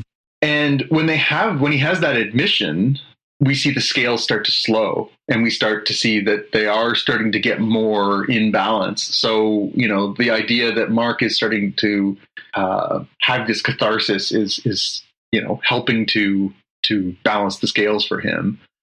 We then see a little boy at the back of that room, and the little boy, neither of them seem to recognize, and then they see that the boy goes through a door. Steven runs through the door and turns around and locks Mark out because Mark is trying to sort of stop him from following it, and that takes us to sort of an idyllic scene where we are in a backyard, and we see a mom who's working on the barbecue. We see a dad and another little boy, and they mention his name is Roro, and the two little boys, the first boy we saw and Roro, decide, oh, we're going to go and explore the cave. And as they're walking away, we hear see you later, alligator, or we see later's gators, which is something we've heard Steven say before. So we're supposed to probably at that point infer that this is Mark/Steven and his little brother Roro. Mm-hmm. They go down and they're pretending to be Dr. Grant and Rosser, which is a callback to that tragic B-movie. Is it called Tomb Buster? I wrote it down somewhere in here. Oh, yeah. They showed the B-movie poster that he was clearly a fan of. I don't remember what the I know it was Dr. Stephen Grant is the like Indiana Jones kind of character. I can't remember the name of the movie. Yeah. So the two of them are pretending to be these explorers from this movie that they're clearly fans of. They go down into this cave, and as they go in, it starts raining, and you start to see the cave starting to fill up with water. And Steven is sort of following along with the boys, and he's starting to get really nervous. And he's like, no, boys, you need to come out of there. Can you hear me? Can you hear me? And he's getting more and more nervous. And he can hear the boys, clearly struggling in there. And then we sort of snap forward to, young Mark sitting at the funeral, more or less, and we realize, oh, this has clearly ended in tragedy, that Roro must have died in that cave. And so that ties us back to the beginning of the episode, what that moment of trauma is that Mark's little brother died when they were exploring this cave, and that, he's haunted by that. And then in that moment, we also see the connection where his mom yells at him and says, it's all your fault, and clearly blames him for this tragic accident. And then we start to going through this sort of montage of Mark's life where, he has, his dad is trying to sort of help him celebrate his birthday, and his mom doesn't want to even be in the same room with him, and just sort of continuing over the years that his mom just continues to blame him for what happened, and sort of culminates in young Mark basically saying, like, I can't be here anymore. I'm done. I gotta get out of here. I can't can't be here anymore. His dad is just like, no, I already lost one son. I don't want to lose you. And he's like, I'm done. I can't be around mom anymore. She hates my guts. And so they're sort of struggling through that. And then they sort of, I guess it's that part that Mark sort of breaks through, and Mark and Steven end up sort of tumbling into the sort of next part of their memories. So at this point, they have landed basically on the night that Layla's father died, where they're at this sort of dig site, and Mark confesses that, where he left his family, he went and he joined the military, and he ended up getting discharged because he was, experiencing fugue states when he was working for the military, which generally the military frowns on, which I think I'm supportive of that. And he says he got kicked out, but that his CO, a guy named Bushman, which is a callback to the comic books character and his origin, gave him a job as basically, help me, basically raid this Egyptian tomb, and we're gonna, split the money. And so this is Mark sort of becoming his career as a mercenary. And in the end, it's, he says Bushman sort of betrayed me and killed everyone, and I couldn't stop them. And he says, Steven says, well, what happened to you? And then you see Mark has basically crawled in a trail of his own blood after being beaten and shot into the temple of Khonshu. And Khonshu basically speaks to him from there and says, okay, you have a choice. You can live or you can die, but if you choose to live, I'll heal you, but you're going to work for me from now on. You're going to be my fist of vengeance. You are going to be my Moon Knight. Mm-hmm. And Mark sort of, grudgingly agrees to it, given that the other option is dying on the spot.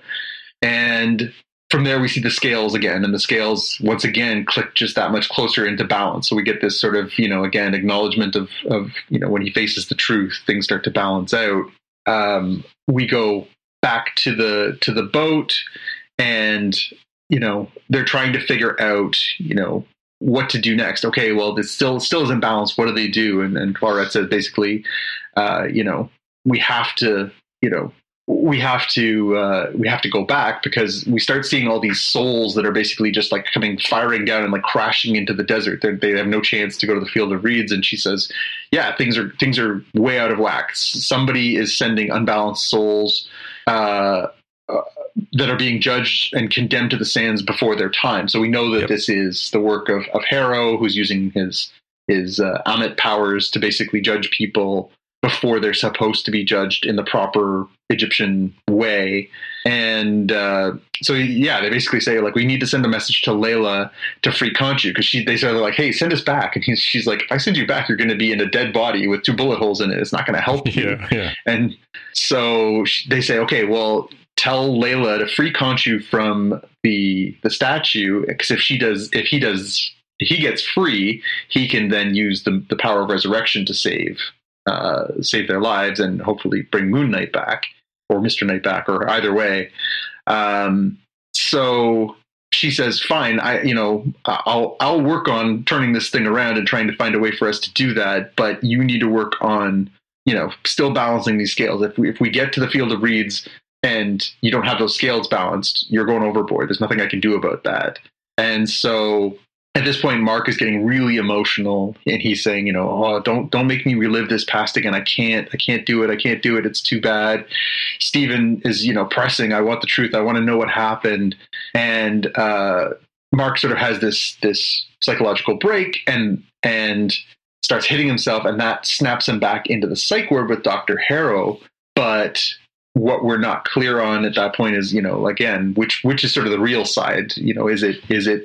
Is all of this in his head, where, they're doing a good job of sort of casting it as we're not crystal clear which one is the truth. There's a lot of doubt, for sure, of many different aspects of what's going on here. Yeah, I thought it was really well done, right? Like they do put, even though you're pretty sure that they wouldn't have done this all inside of a mentally ill person's head, they do a good enough job of selling it that you're like, yeah, okay, all right, maybe. And so he's back in the psych ward with Dr. Harrow, and Harrow sort of says, "Oh, it's such a good breakthrough that, you've been here for hours working on this." And he says, "Did you create Stephen to hide, or did he create you to punish the world for what your mom did to him?" And then he says, Harrow basically casually mentions, "Well, obviously since the death of your mom," and he's like, "My mom's not dead. My mom's not dead." And the fear of his mom triggers him into switching into Stephen. So we get Stephen for the first time in Harrow's office. And we see that, oh no, sorry, I got that wrong. That's when he has the epiphany, and they go back to Mark's room at his house, right? They go back to the room in the house. He's upstairs and he's upstairs, and he hears his mom yelling at him and banging on the door, and that's when he has the snap. He looks into the mirror and he snaps, and he's so scared of his mom that he snaps and becomes the personality of Stephen. And Stephen is taken from that poster for the called Tomb Buster. He says, when danger is near, Stephen Grant has no fear is the catch on the poster. And he sort of adapts this personality of, well, Stephen's here. And we see his mom come through the door and basically grabs the belt and is going to, clearly give him a beating. And so we see that, obviously this sort of deep trauma is what triggered this split between their two personalities, where, Stephen gets to sort of live in this ignorant bliss, and Mark has to sort of wear all these scars and this trauma. Yeah. And then we get this sort of beautiful cathartic moment between Mark and Stephen where, Stephen's like, "Oh my God, this is so awful." And he goes, "Yeah, the whole point of you is that you get to live a normal life, and I have to own all this other stuff, but you get to be, a normal person." And so it's from there that we get the Stephen snaps into the psych ward, and that's where Dr. Harrow sort of casually mentions his mom is dead. And he's like, no, my mom's not dead. I talked to her on the phone. He's like, "Oh, you're right." And so they go through this sort of pantomime where Dr. Harrow pretends to call his mom and sort of holds the phone out. And he's like, no, you're right. My mom is dead. I know she's dead. And that snaps to that first memory that they saw earlier in the episode, where we see Mark standing on the street, and it turns out that he's standing outside of his parents' house while they're sitting Shiva for his mom. And he's standing there with his kippah on, and he was intending to go and sort of pay his respects for his father and for his mother. And while he's standing there, he basically has a psychological break, and that's where we see that the grief and the anxiety and the stress and all of those feelings about his mom basically trigger Stephen into existence right there on the streets of Chicago.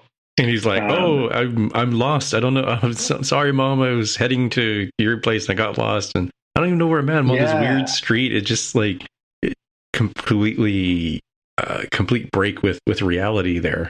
Yeah, and just really interesting because, again, that's where we start to see like, oh, there was like this, because we knew that there was a precipitating event that brought Stephen to the surface, and that things had really sort of gone off the rails from there. And we find out that it was a few months ago, and that that it was this that sort of brought the Stephen personality really to the forefront, and then there was this sort of duality. And we sort of snap back to Stephen and Mark having this beautiful Goodwill Hunting moment of it's not your fault. It wasn't your fault. Your mom abused you. The fact that your brother died wasn't your fault. It was an accident. You have to just accept that.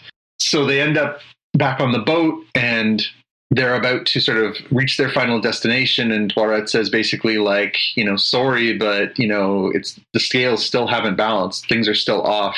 You're not going to go to the field of reeds, and I can't help you. The bad guys are coming. And so the sort of souls of the damned are starting to climb over the side of the boat. These sort of sand zombies are attacking Stephen and Mark. And, Mark is, doing his Mark things. He's a mercenary.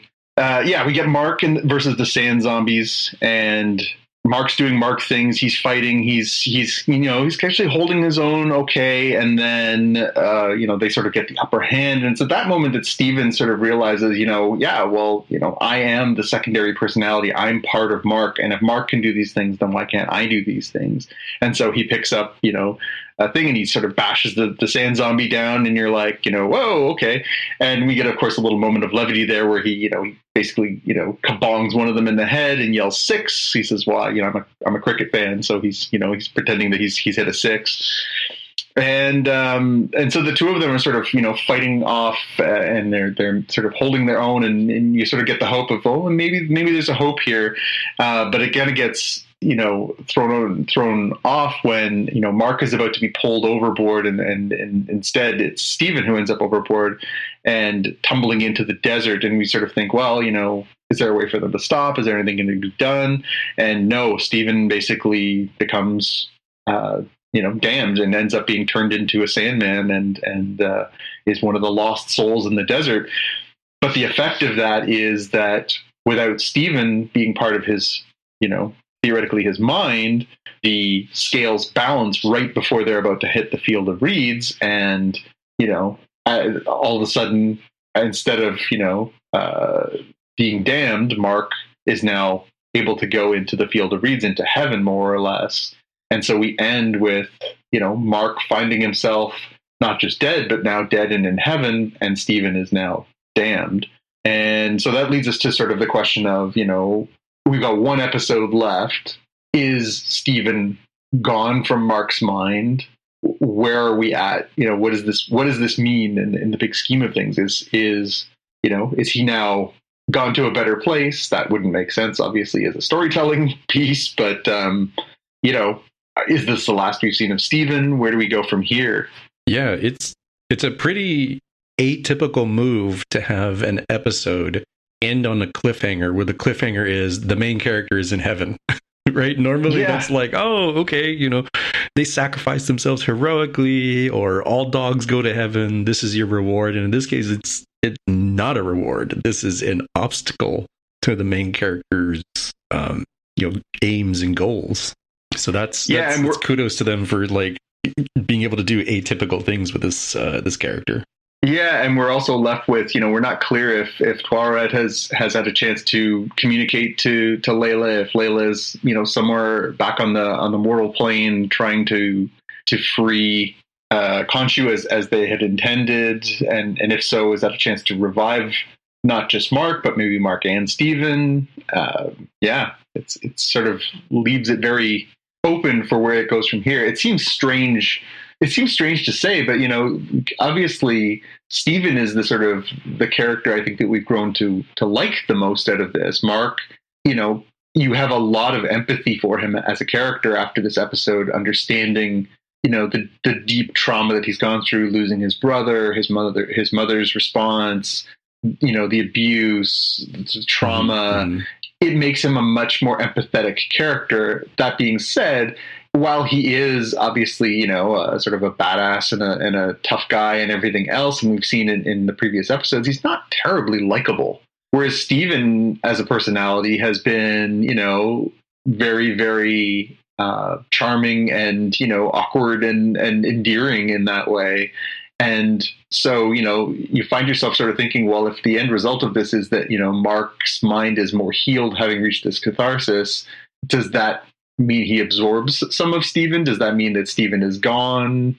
How are we supposed to feel about Steven no longer being part of this duality? Yeah, because it's sort of weird that Steven is the, ostensibly better version of Mark. He's the one that's untainted by the sins. He's the one who doesn't have, the family problems. And I guess that leads me into my sort of 3 philosophical questions. A couple of them are, again, kind of overriding questions that I think the series wants us to think about. And some of them are very in our face in this episode, or at least came to the forefront of this episode. So the first philosophical question I have here that I think they're wanting us to ask ourselves is it better to live the perfect lie or live the awful truth? Right? So the perfect lie is Steven's life, And the awful truth is Mark's life, as messy as it.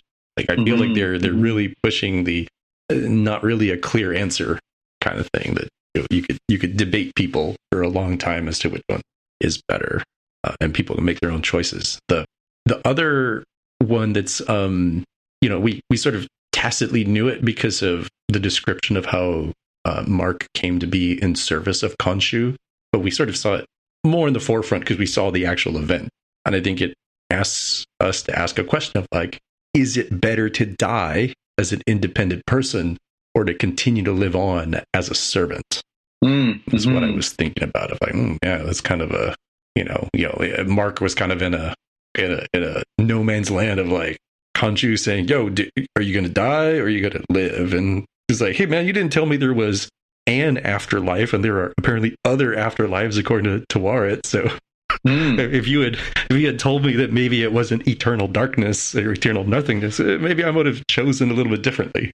And the funny part of that one is that we had sort of hints throughout the earlier episodes that Mark wears a Star of David around his neck, so they were clearly establishing that he's Jewish. In this episode, it's brought much more into clearer focus because we see the types of ceremonies that they have. We see Shiva, we see him with his kippah on, so they're leaning more into the fact that he's clearly a person who's Jewish. But Jewish people don't believe in heaven. So that part is really interesting because it's kind of, they're showing this sort of afterlife, this sort of whole, what happens to you after you die, but Jewish beliefs don't include a version of heaven. It doesn't exist. So it's kind of a weird take on that to sort of say, well, he was raised in this faith, but what he was raised to believe is not true. I felt that one was just like a little oddly put together, given that they've gone out of their way to show that he was raised Jewish.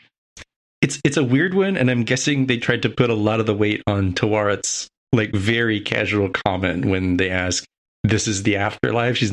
It's like, it's not the afterlife; it is an afterlife. There's a lot of intersectional planes, so I don't know what that means if you're of a faith that doesn't have an afterlife. But, like, hey, you got lucky. You qualified for the Egyptian afterlife, and your backup school was your backup school was the Christian one. It was like, well, okay, is that how this works? Yeah, that's the part that I think is kind of funnier. It's like, well, congratulations, because of your recent activities, you qualify for the Egyptian afterlife. But if you had stuck with your Jewish faith, you would just have gone into non-existence because that's what your people believe. Like, it felt kind of. On one hand, I was like, I'm so glad, obviously, that they included his Jewish heritage as part of the character, because it's certainly part of his character in the books. And also, I think it's nice to have that representation. But then it also felt like in the same, like they were kind of giving you that with one hand and smacking you with the other one, where they're like, oh, by the way, your beliefs don't matter. The third question that's philosophical that has been throughout the series, but is more concrete given what we saw in the boat in the desert. And I think the question is that we're meant to ask ourselves is, what is justice? And you have the Khonshu method, which is you have committed a crime, it's in the past, but you have committed a crime, you pay for the crime. Yeah. And Amit's view and Harrow's view is like, you will commit a crime, you pay for it now. And that's, where we see the souls going, into the judgment part, like way before they're supposed to. So I feel like that's the philosophical sort of thing you've got going on, the tension you've got going here between the protagonist and the antagonist of, like, what is justice? And clearly Khonshu and Amit do not see eye to eye on that, and they're heralds of Mark and Harrow don't see the same. And it kind of weirdly gets to the Deadpool 2 question of, like, if you can go back in time and kill baby Hitler, is that a morally just thing to do? Right. And I don't know, I feel like I could make pretty good arguments for either one. And I feel like you end up having to think about not just the justice of the deeds, but of, the value of life and how that leads into things. Yeah. Yeah. I think it'll be another, we just talked about this with Picard, the sort of, hold my beer ending.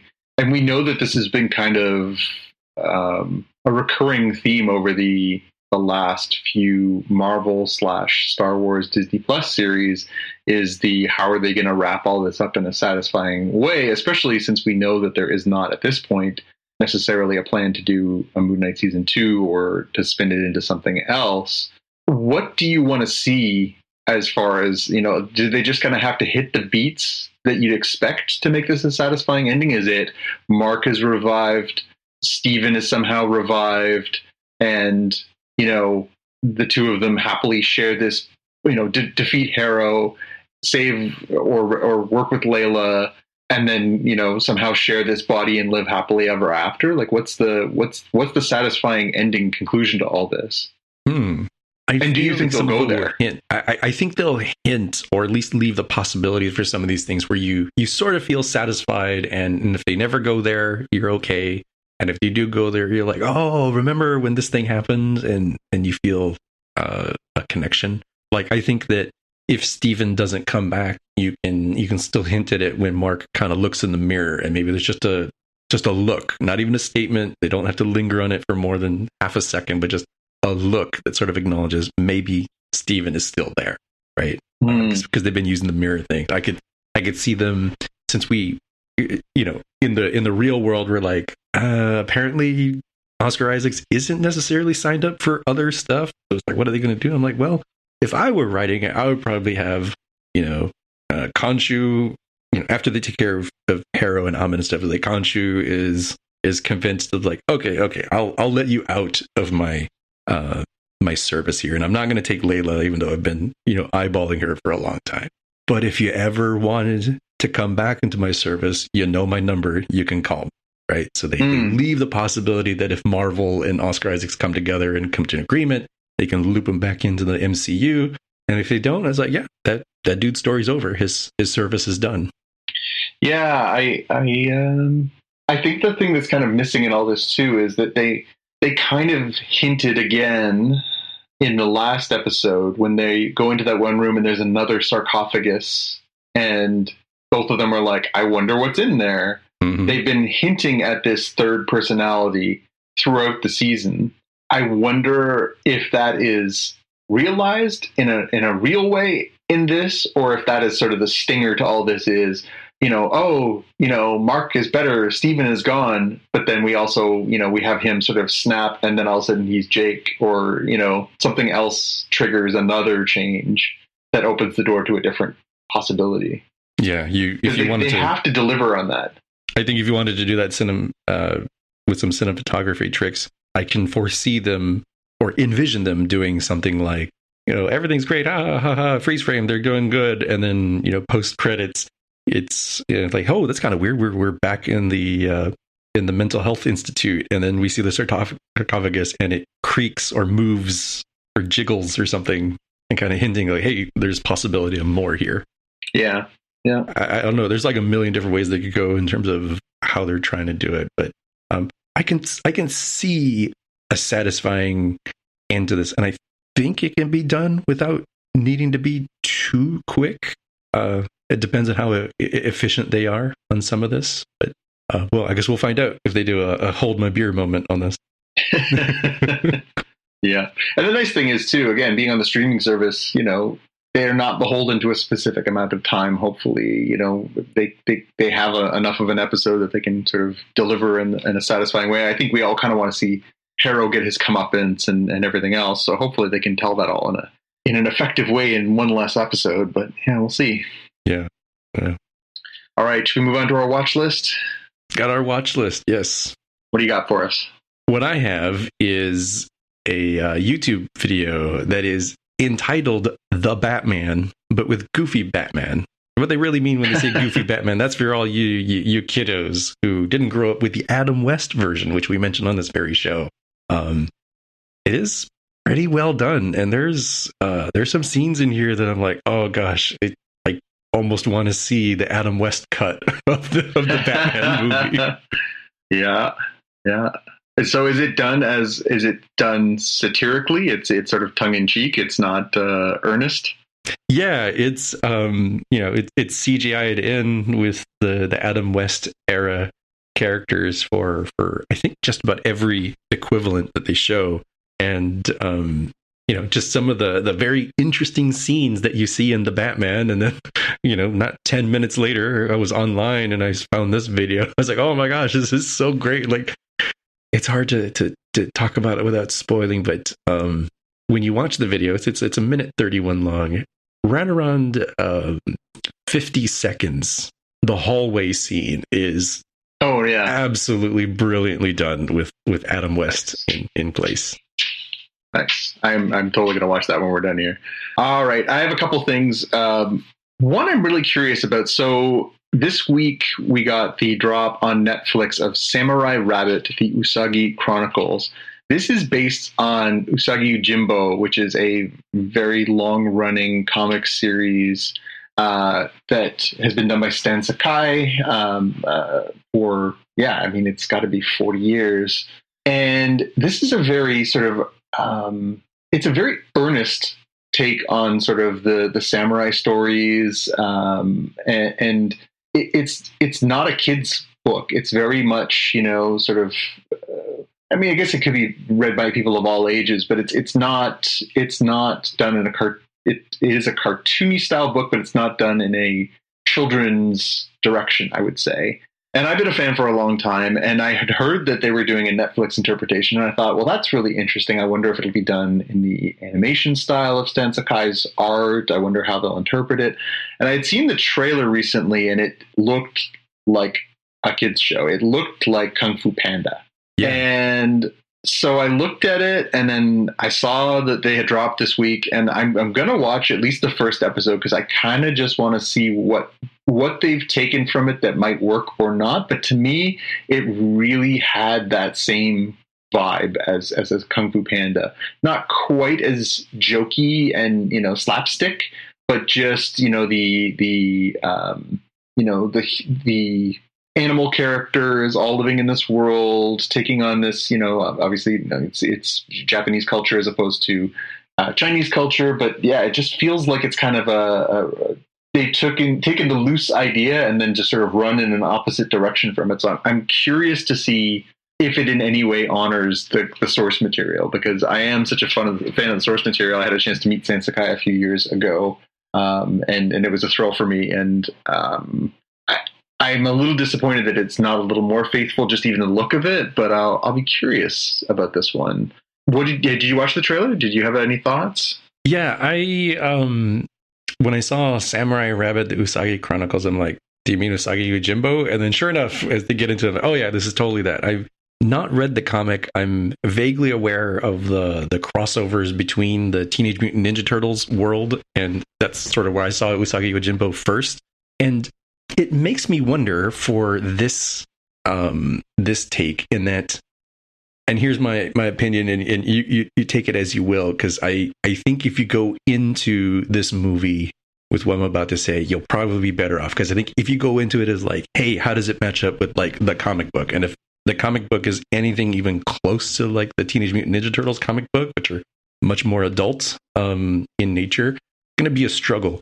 But as an analogy, Teenage Mutant Ninja Turtles runs the gamut from like, very sort of kid-friendly kids animated stuff to like some of the live action movies are like, man, that's pretty serious. Like, this is way more grown up. And if you look at this as probably being the more kid-friendly version of the interpretation of the universe, kind of like, I don't know, like the Transformers, there's like the Transformers animated show that's like clearly for under 10 years old, like, or maybe even under 5. And then there's, the Bayformers ones that are like very adult.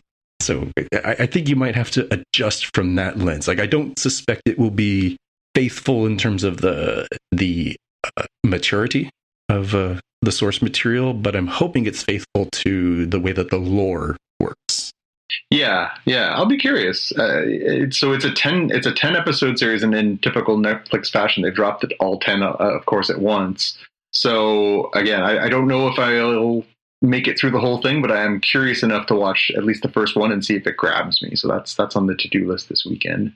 The other thing that I wanted to add in here is I've been keeping an eye out to sort of see when this was going to come onto the services we already pay for list. But The Matrix Resurrections I had a feeling it was going to probably drop in May, given just the timing of its release, when we would probably start to see it pop up on these services. And sure enough, I found out this week that The Matrix Resurrections, the fourth Matrix film that came out in it was December, is popping up here in Canada on Crave on May the 13th. I don't know if there's a parallel, if it's popping up on HBO Max in the regular rotation at that point, or coming back. Obviously, it was there for your added bonus of Warner Brothers movies last year, but I haven't seen it. I know you and Tim have both seen it already, and I'm disappointed I didn't get to see it in the theater, but I'm still looking forward to trying to sit down and see what I get out of that one, because I am a fan of,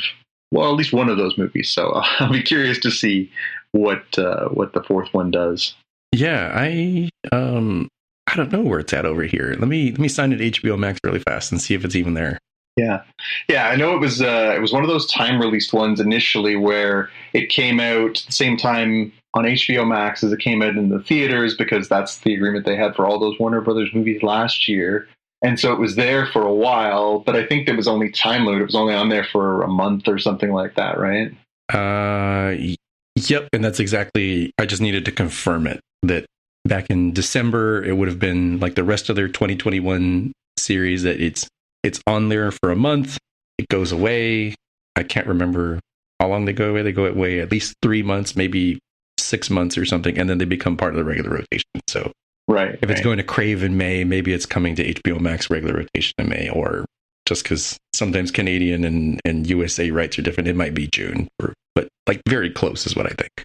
Mm-hmm. But it's the Batman came really quick to Crave, so yeah. Yeah, you've got the Matrix Reloaded, Matrix Revolutions, the Matrix Resurrections trailer, but no. If you're subscribing right now to HBO Max here in April of 2022, you will not be able to watch the Matrix Resurrections. Yet. Stay tuned. Jaime's going to stay on this one. We'll let you know when it comes.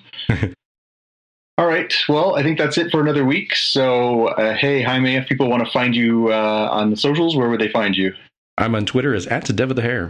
And you can always find me on Twitter and Instagram as @JPK News. And so that'll do it for another week. And so we'll see you again in the future. Bye. Bye. You've been listening to the Spotcast podcast. If you want to find out more about the podcast or see the episode show notes, visit the Spotcast website at spotcast.com.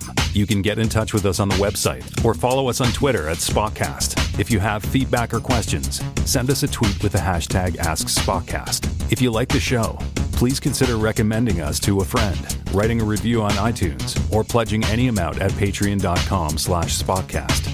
You can find details on how to help us on our website, spotcast.com/sponsor us. Thanks for listening, and we'll see you in the future.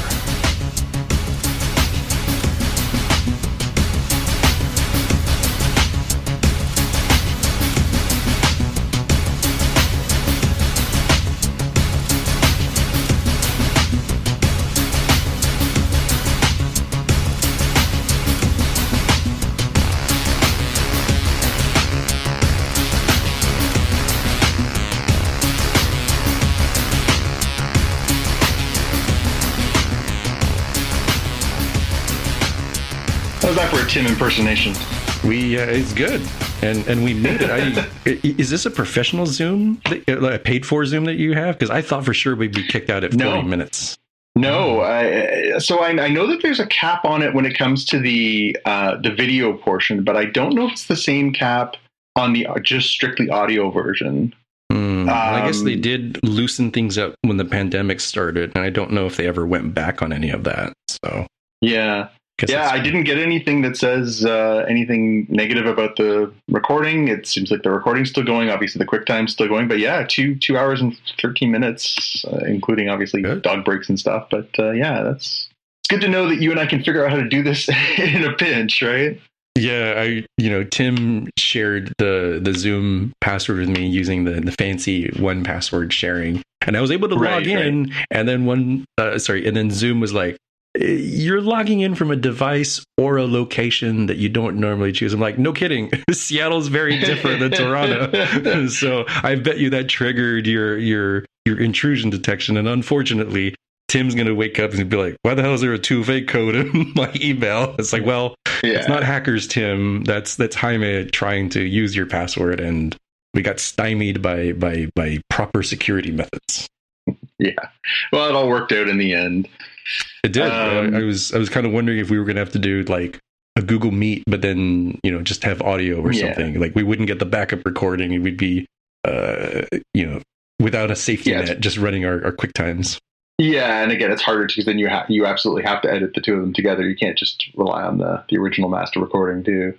Yeah, but it worked out. We've got a pact next week. Do you guys know what's happening with Strange New Worlds in your part of the world? No pun intended. So Picard and Strange New Worlds are going to drop, I think, at the same time, like midnight Pacific on Thursday. But since it's a new show, are we going to have the need to start later kind of thing? Do you have the timings for that yet? Yeah, let me just look at it here. I've got my app up, so let's see what it says. Unless it's going to be like Sunday or something when they come out with the schedule for the week. It says it's premiering on Strange New Worlds is premiering at 9 p.m. Eastern Time on CTV Sci-Fi. So let me just check time Picard is on. Picard on before that? Yeah, so Picard's on before that. So it's 8 o'clock to 9 o'clock for Picard, but that has been coming earlier in the day on Crave. So I'm hoping, but I don't have it confirmed, and hopefully we'll find out. Let me just double check Crave, but hopefully we'll find out whether or not it's coming at the same midnight drop like you're getting. Because if that's the case, then I think we're fine. We shouldn't have to adjust times or anything like that. Where it'll catch us is if it's not encouraging, not showing up on Crave.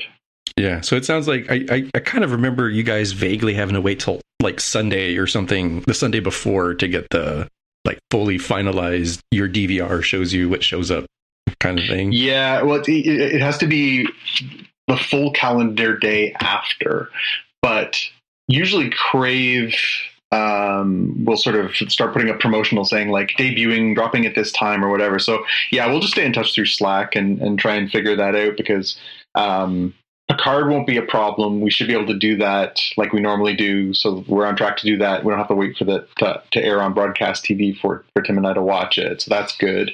If Strange New Worlds does the same thing, then I think we should be fine. But if we have to watch it live, that would be a 9 to 10, which would mean we wouldn't be able to start recording till probably 10:30 our time, so 7:30 your time. So we'd have to factor that in. Yeah. I really hope that's not the case, because then that would mean 10:30 recording times Eastern time for the next whatever it is, 12 weeks or however long it's on for. That gets late fast. We do 2-hour recordings. We're pushing past midnight easily. I guess it depends on what they do. Like, if they're not going to drop, at midnight, and then, if they want to air at a specific time for sort of like normal cable TV watchers, I'm like, well, you can do that too. Nobody's telling you can't show it at 9 p.m. for the people who aren't like staying up to watch it or watching it during the middle of the day or something. And I would hope that at least the fallback plan for them would be like, okay, when you've got the doubled up episodes of, the finale of one Star Trek series and the premiere of another, you kind of put them back to back. But then once the other one goes away because it's ended, just slide to the left and say the room that was made can now be filled in by the then only Star Trek show that's on at the same time at once. Yeah. So we'll see what happens. And like you said, stay in contact for during this coming week. And I'm hoping it, at least in the worst case, it's only a rough time for that overlap, and not on a recurring thing for. That's right. So they probably will be. The good news is, I just looked it up on the Crave website. It does say coming to Crave on May 5th. May 5th is Thursday. The challenge we had with Disco is that it wasn't coming on the Thursday. It was coming on the Friday morning. So when they say it comes on the 5th, I think that means 3 a.m. Eastern time or midnight Pacific on the Thursday, which would be good because that means Tim and I can both watch it early enough and we should be on time. So I think we're good for 9:30 our time, 6:30 your time for next week. Okay. and going forward. And Obi-Wan is on Wednesdays. Am I thinking that right? No, they moved it. Remember, they moved it to Fridays starting, but it's not starting until like the 20-something of May. So the Moon Knight wraps up next Wednesday, and then I think there's like a 3-week hiatus, and then Obi-Wan starts on the Friday. But they're doing the 2-episode drop on the first day on the Friday, so we can decide if we want to record on that Friday or on Fridays. We'll have to figure that out with Tim, I guess, next week or in a couple weeks. Yeah, we'll figure out how we adjust there. Because man, these guys, because it was working well for us. Yeah, it was like, the Wednesday and Thursday was yeah. And then a double episode. I mean, I don't think it's going to be a half-hour episode. It's probably going to be like 40 minutes.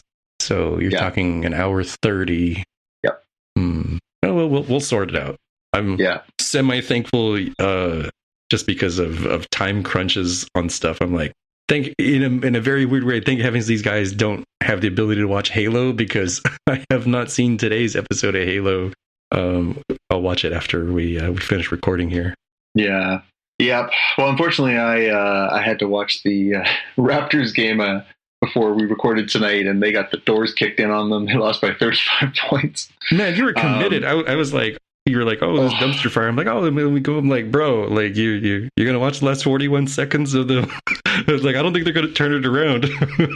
But well, it was the first half was like super competitive and really, really fun to watch, and then we started watching the third quarter, and Philadelphia just came out like a house on fire, and Toronto just, like, I don't know if they just ran out of gas or what, but they just missed everything. So they just got out of control.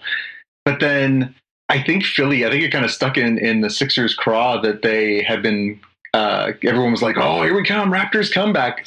They just put the hammer down, and they played their starters until the last like minute and a half of the fourth quarter and built that lead up so big. Like, it was really bad sportsmanship. Like, they were just like, you are dead, and we are going to step on your throats until we hear a crack. Like, it was bad.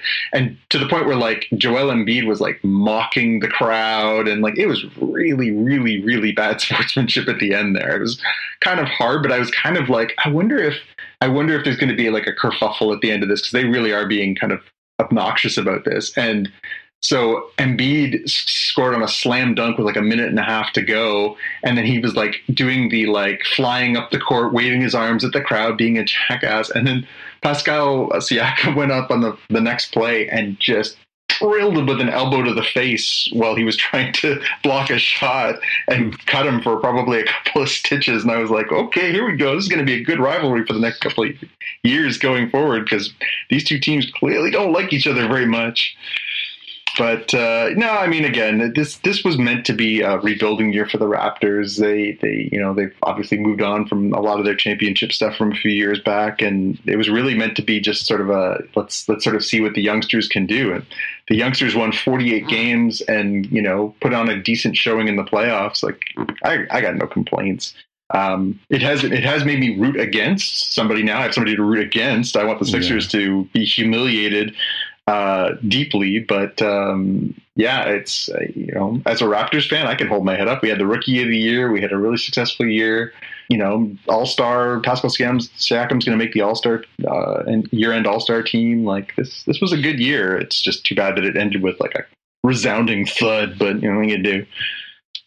You switch the jersey and you say the Jays are doing pretty good at the beginning of this year. The Jays are doing pretty good. That's true. We do have that going for us. We'll have to move on. We do have the Leafs playoffs starting next week too. So for at least the first round, where they seem to inevitably get knocked out, we'll have to turn our attention to the Maple Leafs before we move on to baseball. But small things. Small things. I've got my hope with the Mariners here. They've been on a little bit of a losing streak, so they were leading in the West. They're a game and a half back of the Angels. That's not too bad, but I was tickled pink when I saw somebody post on Facebook. They had taken, they had photoshopped. They'd taken the images of Jim Carrey and photoshopped a Mariners hat on him, and it's Jim Carrey from Dumb and Dumber in the "You're saying there's a chance" scene from that. Like, yeah, that's kind of my life right now. It's like, you're saying there's a chance we can make the playoffs here in April. It's feeling pretty good. I know that feeling. Yeah, it's so surreal. I mean, I grew up, obviously a Toronto sports fan, growing up here my whole life, and we were kind of conditioned for the longest time to expect heartbreak and loss, because that's what being a Leafs fan does to you. And then we actually had the Blue Jays sort of build, and then won a couple of championships. It was like, oh, wow, we could actually win something from time to time.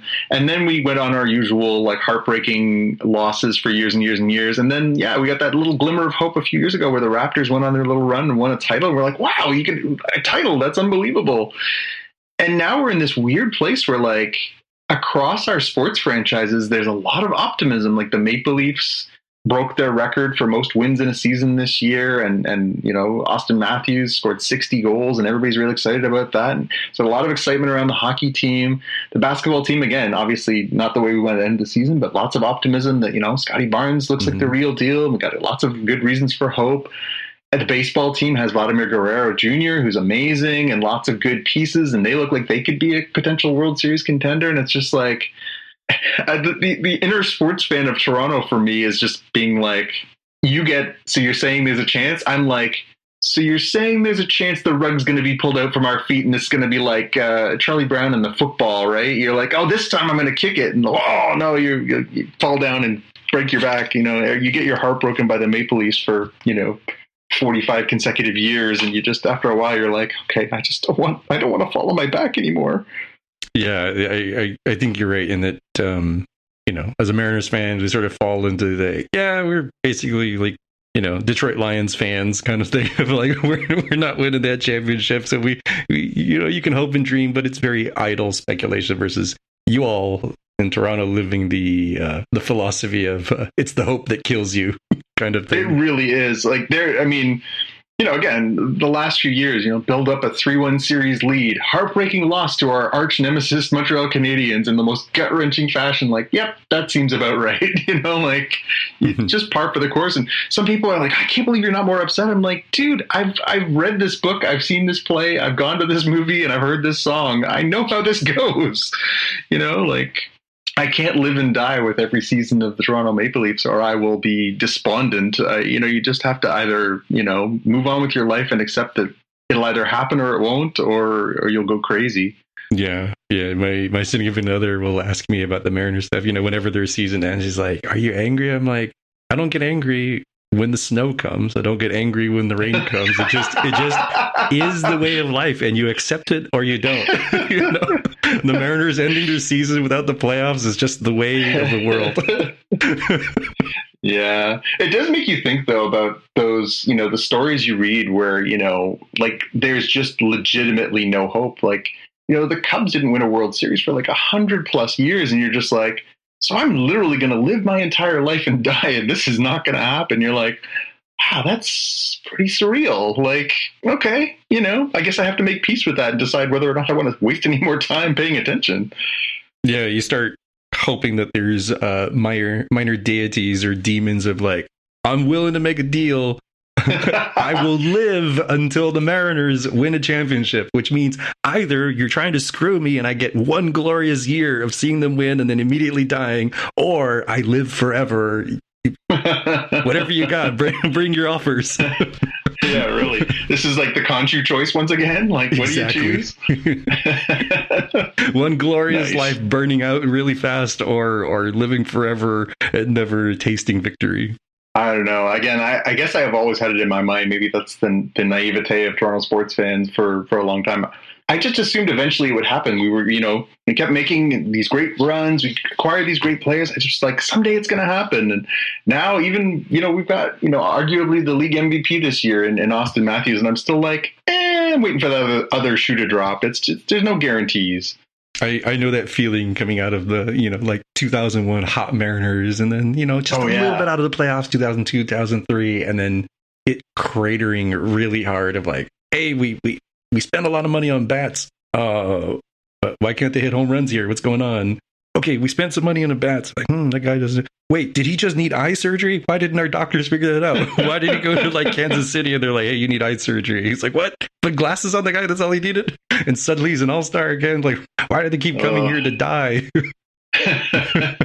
Well, just the amount of like amazing players that played for the Mariners during that era, Randy Johnson, A-Rod, Ken Griffey Jr., like so many just absolute studs, and just can never put it together, right? Yeah, you can make a pretty good Hall of Fame cast from their farm system and like showed up in 1 or 2 major league games guys. It like who was coming to mind as like the top one? I think, was it Jason Varitek? Am I getting him wrong? I don't know. Let's pretend it was Jason Varitek. I'd have to look it up. It was like, oh, Jason Varitek. Oh, he was in our like farm a cup system. of coffee. Yeah, yeah. All sorts of stuff in there. Yeah, like A-Rod was just Alex Rodriguez, this okay guy, and then he's freaking Hall of Famer kind of quality. So yeah. Well, you guys can claim to have had him hopefully before the juicing, and then everybody else got him after that. So exactly. He was clean here, and then he got unclean when he had money to buy his stuff. All the fancy drugs. Yeah. Yep. All right, man. I'm going to go hit the hay. So yeah, I guess we'll Dropbox this to Tim and message him and let him know that it's all there. I'm sure he'll be excited to hear what we've concocted here tonight. But yeah, this was fun. It was good to be able to just shoot the crap with you a little bit on this one. Yeah. Likewise. Cool. All right, man. I'll talk to you next week. Until next time. Talk to you later. See ya.